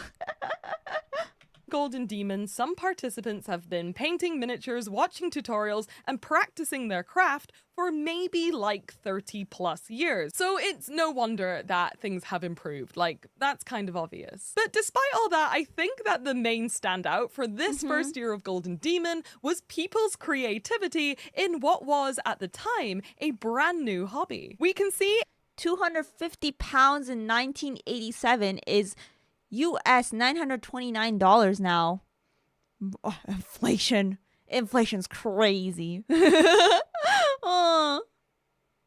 A lot of experimenting in freehanding, especially on the cloaks and the banners, and most of all, a lot of sculpting and converting of miniatures. And basically, that looks like chocolate.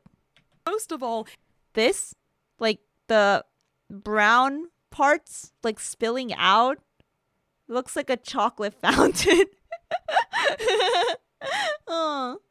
A lot of sculpting and converting of miniatures, and basically it feels like maybe there's a whole lot of fun and whimsy going on. Like, look at this Terminator banner. It's absolutely hilarious, but would be instantly disqualified at any modern Golden Demon. They were being silly.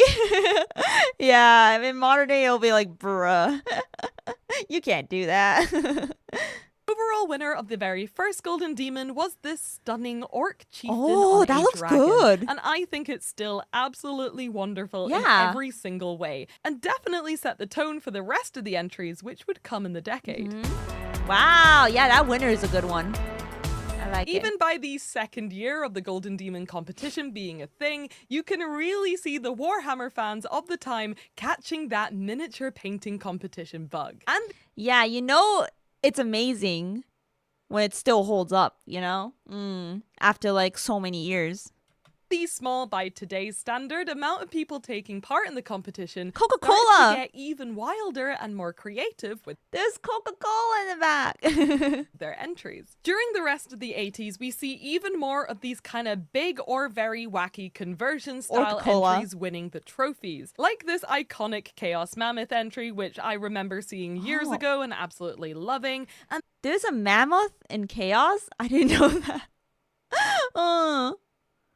I'm not used to seeing animals in the Warhammer universe, I guess. Maybe it's because I haven't really seen any in the lore videos I was watching. Oh, it's Fantasy Chaos. Oh, so Warhammer Fantasy has the animals, but not 40k. Fantasy has a lot of monsters. Oh, okay. I gotta learn about fantasy, yeah. なるほど.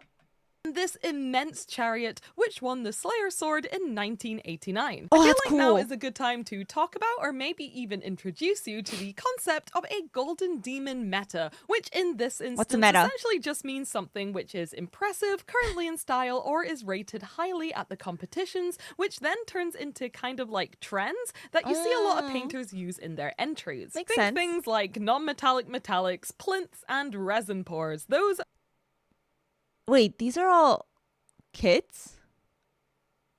They look like illustrations. Wait. Entries. Think things. Yeah, we saw this at the beginning, but when you zoom in on it, it looks like an illustration. Oh. Like non-metallic metallics, plinths, and wow. These are kit bashes. Resin pour. What? Wow. Wow. So much movement. Those are some pretty modern examples of what people refer to as golden demon metas. And there's even more at the bottom of the resin. Yeah, tons of planning.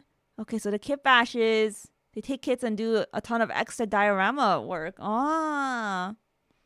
Wowee. Through my research, I think I've deducted that the very first Golden Demon meta was freehanding and banners. These elaborately painted banners and free-handed details that we see on these older miniatures, I think demonstrate that. I like this guy. It's just a little dude. He's holding up a big banner and it says Bugmans. Yeah, just a small little guy. You know, you guys know I like the small little guys. Yeah, you just hold up a banner that says Bookmans. Oh, it's an ale? Oh, is that why it's on top of like a barrel? That's so cool. Whilst the miniature painting hobby in general was fairly new at the time, there were still a bunch of super talented artists with pre-existing talent who were eager to transfer their 2D painting skills onto 3D. Whoa. This looks kind of... What's the word I'm looking for? Evangelion-like? I don't know. Something about it. 3D miniatures, and this seems to be the way that they kind of flex that skill, which is awesome to see. But I think the thing that really like encapsulates the vibe of the 80s Golden Demons, even though there was only like 2 or 3, was just the strangeness of it all. Everything just seems to be really weird and wacky and funny and whimsical and creative, from the paint jobs to the conversions to the miniatures themselves. And like I've said before, that is probably because Warhammer itself was very young and still trying to work out what it wanted to be, and both Games Workshop and its customers at the time were being influenced by all the other weird fantasy tropes going on at the time as well. There's a special dwarf category, it says. The winner of the special dwarf category. So cute. Yeah, little guy. I like the little men. Oh, Elder. Synthwave Wraithlord, I think. Sorry, I pronounced it wrong. Wraithlord. I'm so bad at WRs. Elders are very Evangelion in design. So there's like sort of a kind of similarity there. Yeah, sorry, my wee brain is like, ooh, looks like Evangelion. So let's move on now from the fantasy-fueled fever dream, which was the 80s, and see what Golden Demon looked like during Warhammer's obnoxious childhood period, the 90s. 90s! Here we go! During the 90s, Games Workshop started to develop a pretty strong sense of identity, with 40k and Warhammer Fantasy now in full swing, and concepts like orcs, Eldar, and Space Marines beginning to look like concepts that we would recognize today. But how did this shift into a more thought-out and rigid set of IPs affect our Golden Demon artists and the competition in general? Because time... Oh, you have those magazines? That's so awesome. Also, ayo, wait, I've seen something like this before. Yeah.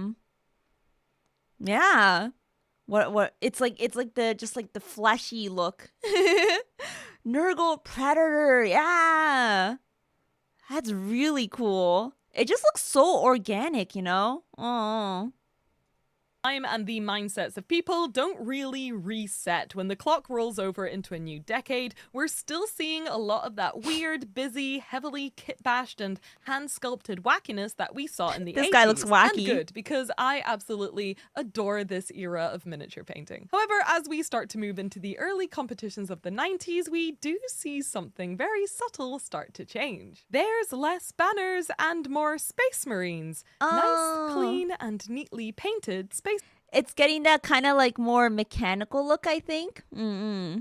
Marines. And I don't know what happened in this year, but it feels like in 1994 specifically, something just clicked and all of the entries started to look kind of, well, like 90s Warhammer. The focus was no longer on these green and brownish fantasy tones and free-handed sepia banners with an almost painterly style, but now on these iconic bold primary colors with intensely bright highlights and the stark visual contrast that we all associate with 90s Games Workshop. And I think that the 40k category in the 90s seems to be the one pushing the participants away from the style that we saw in the late 80s. We see a lot more of this crisper, cleaner style with smooth gradients and sharp edge highlights in this category. Wait, yeah, is this a Tyranid? Wait, back, yeah, is this a early Tyranid? I was wondering what this was. I was like, how is it? Oh no, sorry, this is Elder. Okay, this is Elder. Is this? Wait, which one's the Tyranid? Oh, this is the Tyranid. Okay, yeah. This is the Tyranid. Still looks freaky. He kind of looks like he's wearing clothes, not gonna lie. OG Screamer Killer. They remade this one a few years ago, yeah? That's a Screamer Killer. It just got a new model in 2023. Oh, what's the new model? Let me see. Screamer Killer 2023. I need to compare this. It looks completely different. Holy shit. Grabbing the image. Look at this comparison. I just grabbed whatever image was on Google, but this is a comparison. Yeah, he looks so goofy back then. Yeah, this one looks like, holy shit, like the color scheme makes it look even scarier, I think. What do you mean? It looks the exact same? Oh, okay. Might be, yeah. Identical. Twinsies. Highlights and be careful of who you make fun of in high school. Oh, damn. Dark visual contrast that we all associate with 90s Games Workshop. And I think that the 40k category in the 90s seems to be the one pushing the participants away from the style that we saw in the late 80s. Elder looks funny. We see a lot more of this crisper, cleaner style with smooth gradients and sharp edge highlights in this category specifically. And most importantly, already by 1997, a full decade after the very first Golden Demon took place, even though a lot of it happened subtly over time, Space Wolves Command Squad. Cool. The guy is like 5 pounds of lead. Oh.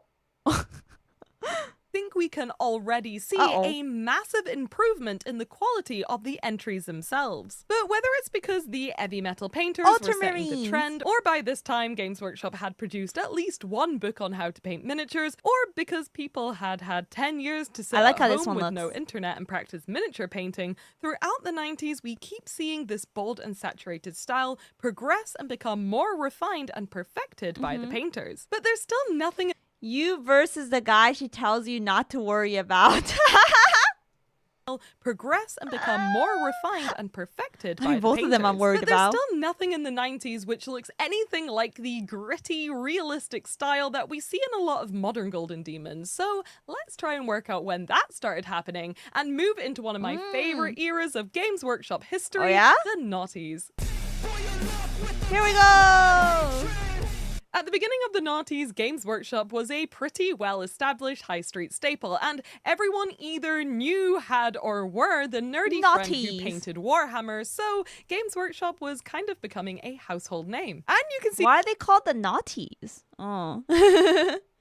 Also, I feel like the early 2000s had a lot of good stuff, even for like anime and games. Oh. That reflected by the fact that Games Workshop events were just getting bigger and bigger. Whoa, as by the early 2000s, they'd gone from these small fests held at local leisure centres to full-blown dedicated games days held at massive venues. But this new rise in Games Workshop's popularity added a new element to Golden Demon specifically, which is now part of every single competition, and that is that Golden Demon became an international competition. Using this cool— Oh, not is another word for zero. What? Zero equals not, so double zeros is knots. Is this a British thing? Or am I just like, I mean, I could just be very, very bad at vocab, but oh wow, I didn't know that. Thanks for letting me know.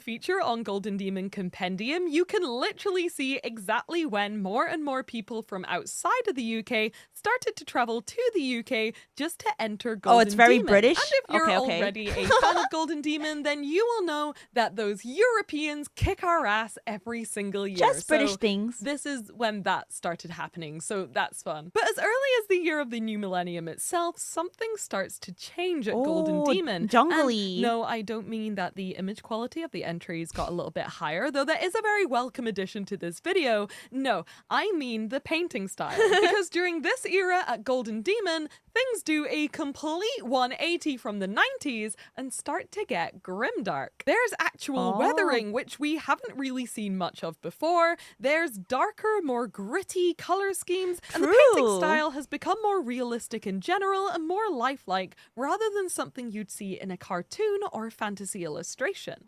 The ice is... Oh, what the... Whoa! Okay. I wasn't gonna pause on that one, but that one looks amazing too. Yeah, I was gonna say, this one, like, is very bold in the shadows and stuff. But, whoa. Look at this guy. He got drip. Got, like, shiny, sparkly disco gear on. Oh, this is the Deceiver? Oh! I would talk to this guy. He looks like he's got Riz. No wonder they got deceived by him. Yeah, Banana Man. Look at how sparkly and colorful he is. Well, at least his drip is. Yeah, looks very trustful. Winning miniature from 2002, especially for me, feels like a step into a new generation of Golden Demon painting standards for the competition to come. It's realistic and gritty, sure, but it also demonstrates artistic creativity and free-handed detail on a whole new level. Wait, I just noticed they painted like the stars in too. It's really nice. Yeah, he's very fabulous. Yeah. Oh. Yeah, the model material and detail got better over time as well. The stars are really crazy. I like that. Which is something we see more often than not in today's modern Golden Demon competitions. But what's the most crazy to me is that in the span of just 5 years, which at the time when the internet wasn't as prevalent as it is today, so trends don't come and go as quickly as they do nowadays, we see that bright and saturated 90s style all but disappear. In fact, by 2004, it's pretty much entirely been replaced with far more muted colors and realistically weathered paint jobs, which look almost modern. But one of my favorite things about this era is that we start to see some names winning their first Golden Demons, and those names will keep getting more and more familiar over the next 20 years. All right, some famous artists. Now, even though I'm wrong and time has moved on, I still consider the 2010s to be like modern Warhammer, and I still think that miniatures released in 2014 were released 5 years ago, and I relate to that for like everything. It's like, oh yeah, this thing from like 2015. Yeah, that was like a couple years ago, right? Yeah. Time has been zooming way too quickly. It's like, oh, 2018? That was like yesterday. Yeah, that was like, you know, 2 years ago. Yeah, totally. And then I look at the calendar. I'm like, no, it wasn't. 2018 was like 7 years ago. What the fuck? Right? No, I don't want to think about this. No. That kind of scares me. But this is the decade where I started to really get into Warhammer and miniature painting, and also when I started working for Games Workshop. But I think it's also when I remember Golden Demon entries starting to get really, really good. Like, really good. People are... That's so cool she worked for Games Workshop, though. See, I didn't know that until you guys mentioned it earlier. Oh, that's awesome. The virus was over 5 years ago? What? I mean, I guess that makes sense because I became a VTuber during the virus and I'm approaching my 5-year anniversary, which is like freaking me out a little. Taking this stuff seriously now and are aiming for gritty, high-end paint jobs and are less focused on things like banners, colors, and kit bashing. Now we have realistic rendering, battle damage, weather effects, and plinth. I love but the if snow. The 80s was about banners and kit bashing, the 90s bright colors and saturation, and the early 2000s about grim, dark, gritty realism, then I think the 2010s was the start of the rise in popularity of non-metallic metallics. Love them or hate them, this way of painting swords, armor, and just about everything you want to be shiny and non-metallic metallics, is that like, is it an effect achieved through shading? Is that what it is? It does sort of look metallic, yeah, but I guess it's not. Is it sort of like the pre-shade we saw earlier? They use normal colors to make it look like metal. Oh, okay. It's witchcraft. Yeah, it's very much witchcraft to me. I'm like, whoa, what is this? This way of painting swords, armor, and just about everything you want to be shiny and impressive looking really set the Warhammer painting world on fire. And as early as 2012, you can see the top rat Warhammer painting world on fire. And as early there's a rat. As 2012, you can see the top entries every single year, dabbling in them in some capacity. And I think it's this sudden interest in non-metallics which led into what kind of became the thing to do at Golden Demon. And it's hard to explain, and maybe someone in the comment section... Yeah, you could tell like that gold on the staff it's holding, like that is not like that's not actual like a gold finish, but it looks like gold. Yeah, it's like... You guys are right. It's like how like cartoon artists would draw. Yeah. That's so cool though.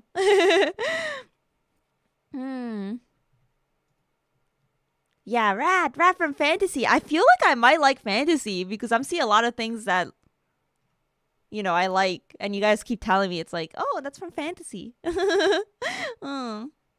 Yeah, yellows and browns. Who is smarter can do it better, but it's almost the idea of painting everything on your miniature to the 11th degree in a hyper-realistic and artistic manner. Like every single stone, belt buckle, and strand of hair on a miniature is painted with a light source shading and highlights and some kind of effect, and it's like at this point people are painting full-on paintings onto their... Whoa! The skin looks really good. Like the fleshy color scheme here. Fantasy is fun, but 40k is a favorite son. Oh, Warhammer Fantasy is honestly the best setting of all time. It just didn't sell well enough for GW to keep it around.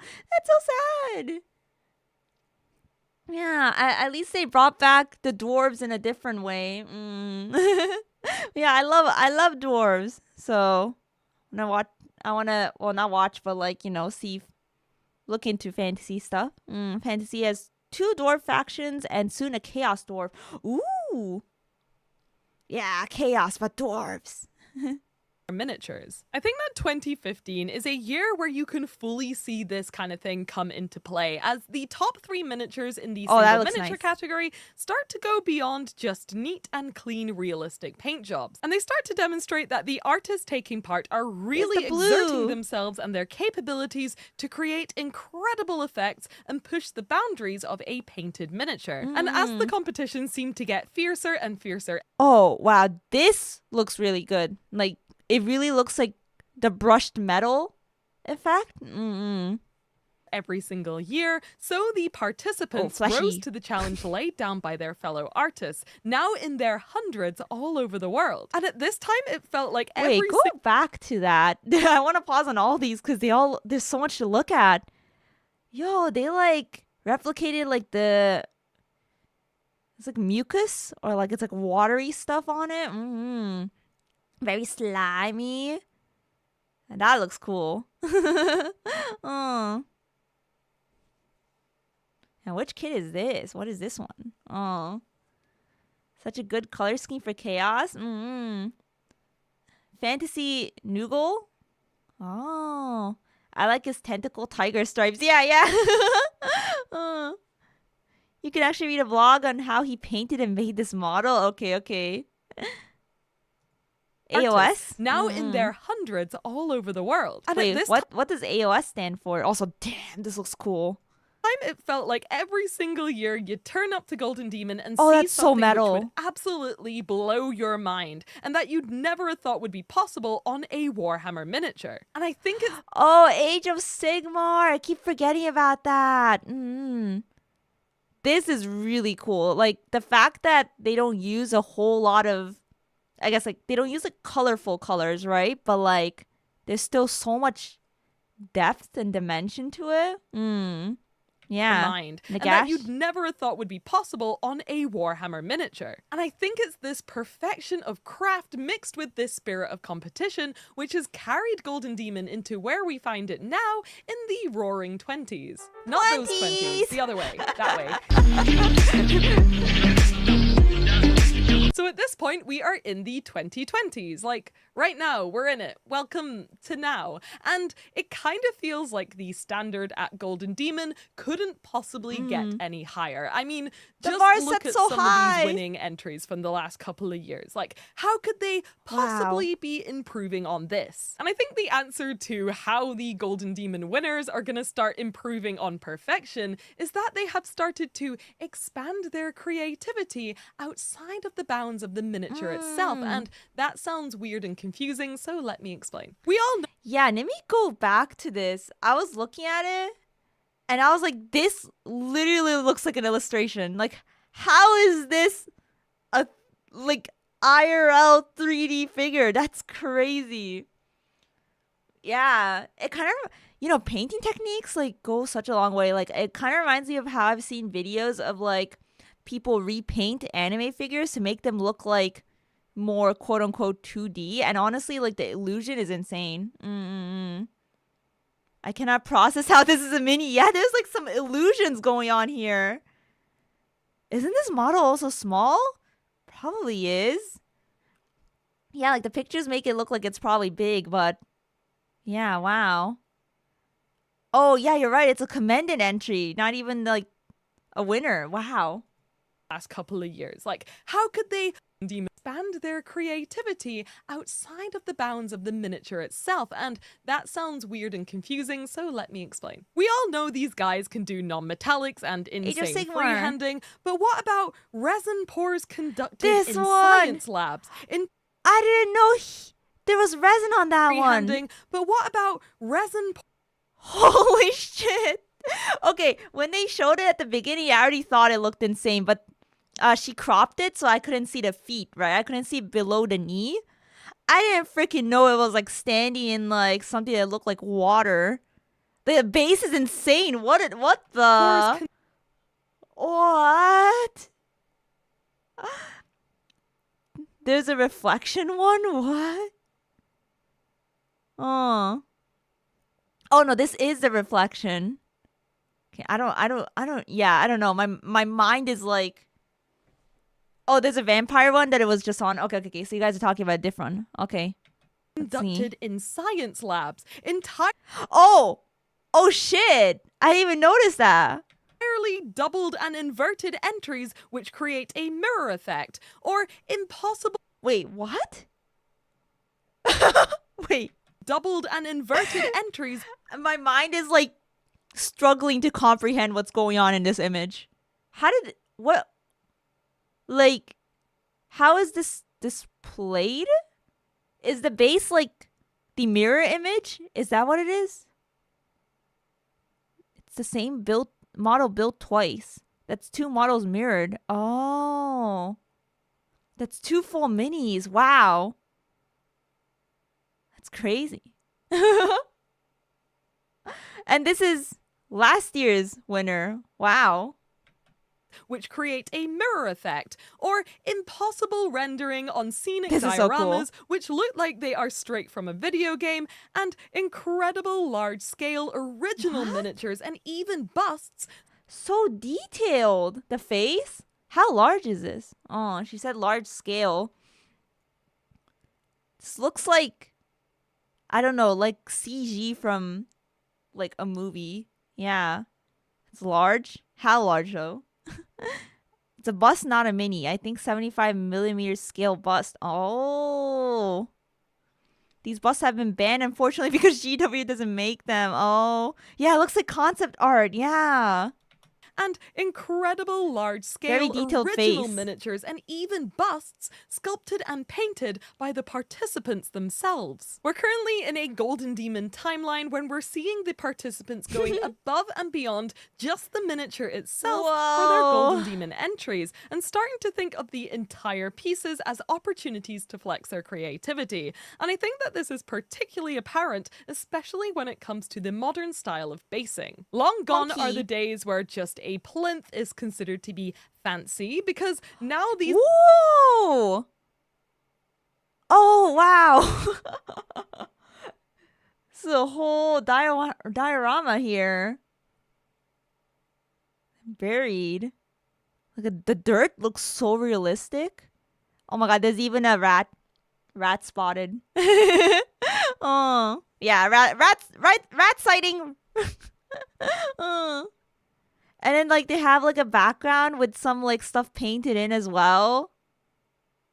So cool. Yeah, it's a Death Corpse pet rat. They look so cool.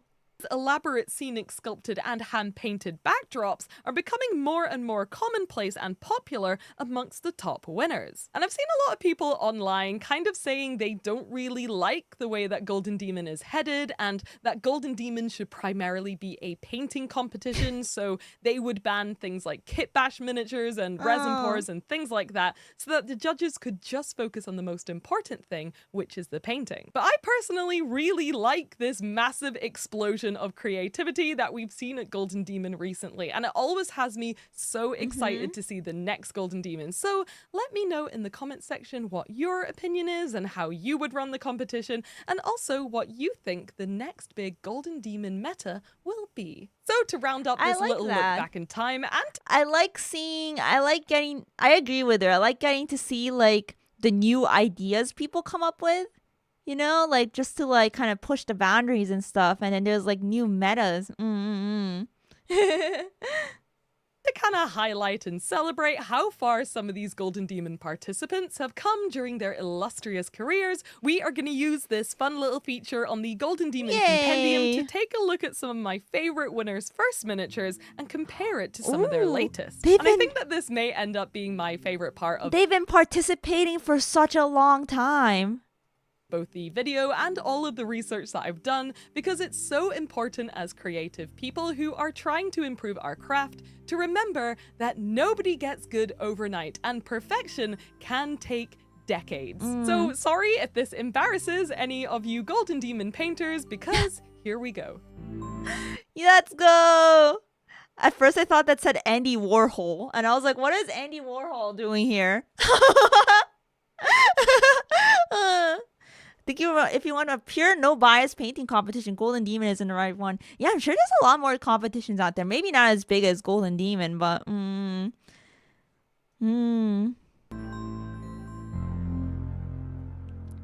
So colorful.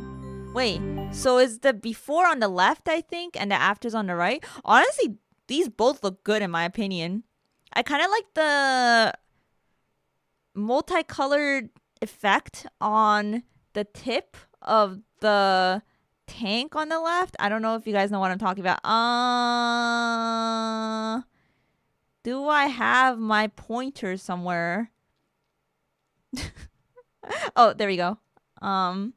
Right here. That. Yeah, I like that. Is it? Yeah, the burnt metal. Yeah. This is a nice touch. I really like that. But yeah, I'm like, honestly, these both look good. It's called a heat bloom. Oh. Oh, wow. He's been entering since 1999? Sheesh.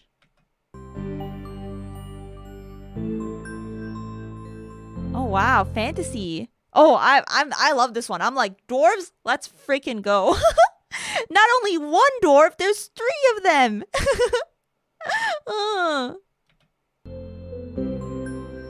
Orcs. This guy was like, I love orcs. 2001, orc. 2024, another orc. Oh, now this one is such a crazy difference. Wow. And he's been entering since 1988. That's crazy. Oh.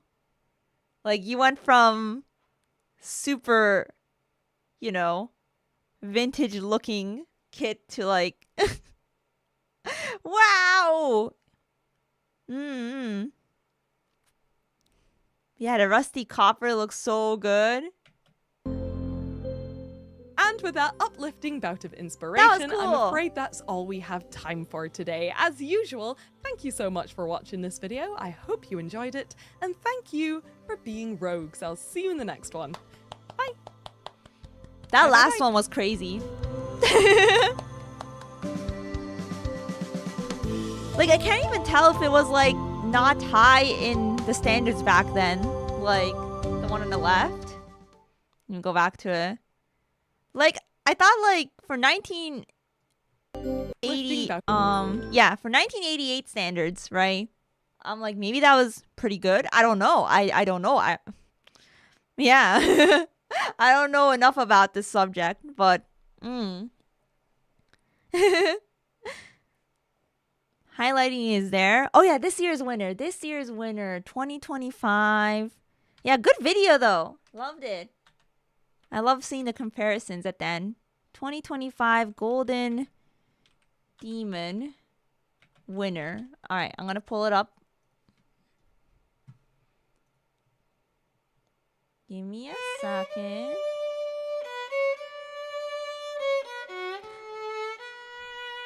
Yay, Stellar! Thank you so much for the super chat. It's actually my dream to compete in Golden Demon. I'm rooting for you. You got this.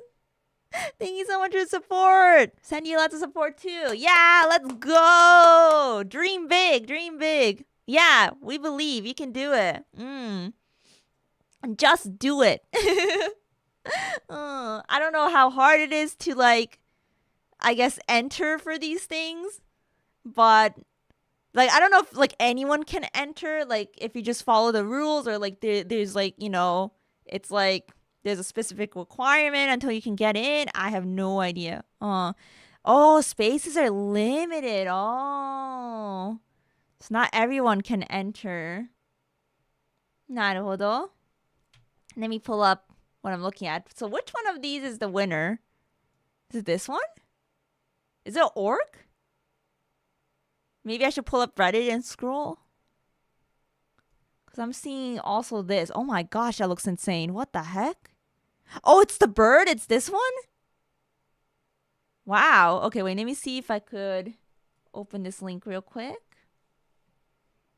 Oh, I was thinking about watching this, but I think I'll save it for another time. Yeah, this is the 2025. I see the bird on the left. Yeah. Okay. We'll pull up the bird. Okay, let's scroll here.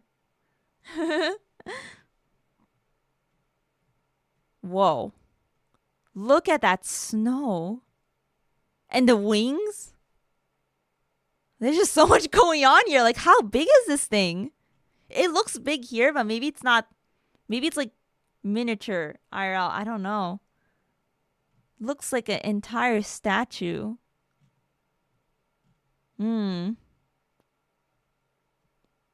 Oh, he entered in 2009. Different competition. Look at how long of a way he's come. Yeah. Sheesh. Oh, Youngbloods is the youth category. Oh, there's a youth category. That's so cool. Youngbloods. I like that name. Oh my gosh. Wait, can I scroll to see? Oh, yeah. Holy shit, those feathers. What the heck? That bird?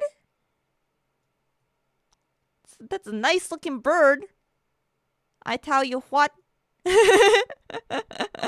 Oh. Wow. Okay.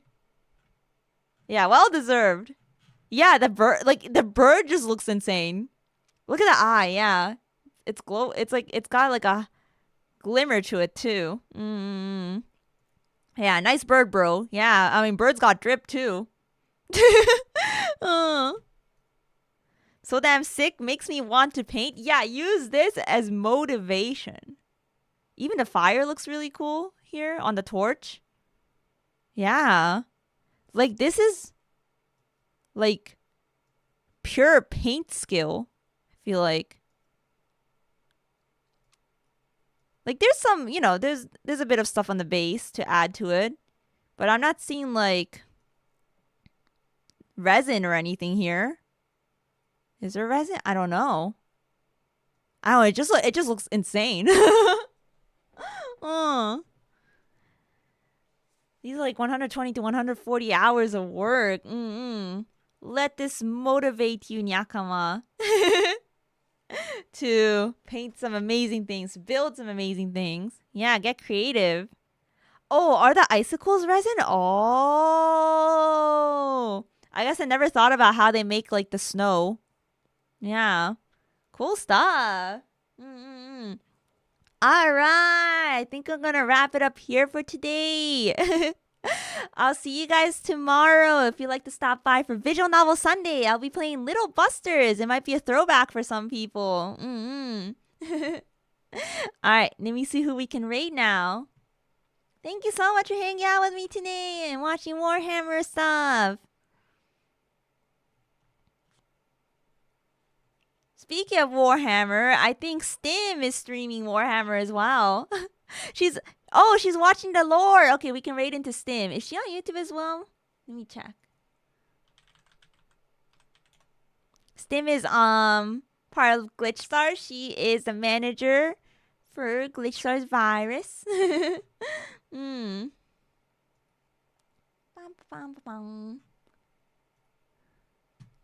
Yeah, bye-bye. Otsu, Emuri, Otsu Nyakama. Thank you guys. Just pulling up the stuff to raid into. Let me send a command. Alright. Yeah, thank you for watching. Take care, everyone. Have a good rest of your weekend. Get some rest. I want to eat some good food.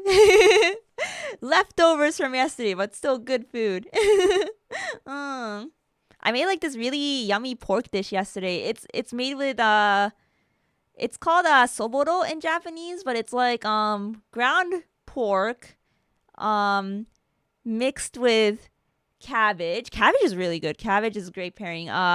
I know some people are divided on cabbage, but I freaking love cabbage. Yeah, ground pork mixed with cabbage and seasoned with ginger, garlic, soy sauce, and sugar. And it's like stir fried. And then you like top it, like you put it on top of like rice. And eat it with rice. It's so good. So I made a bunch of that, so I have some leftovers. I think Stim's only doing Twitch, so moderator on Twitch and on YouTube, who we got? I think Ava's streaming? Yeah. Alright, Ava. I don't know what she's streaming, but I think it might be a game. She's really funny though. She's extremely funny. Highly recommend you check her out. Alright. Should be set up. Thank you guys. I'll see you guys around. Yeah, tomorrow's Sister Day. I don't recall there being any... Did Little Busters have emotos? They have characters that sort of like are like emotos though. But I don't think... Wait, no. There are emotos. I freaking forgot there is an emoto. Not the protagonist's emoto, but... there is one. I think. I've forgotten so much about Little Busters. I've only seen the anime, by the way, guys. So, playing the game for the first time tomorrow. Alright, see ya. Emuri da yon. Thank you, Nakama. Take care. Bye-bye. If you're working on those kits, good luck. Yeah. Stay awesome. Emuri da yon. Mata ni.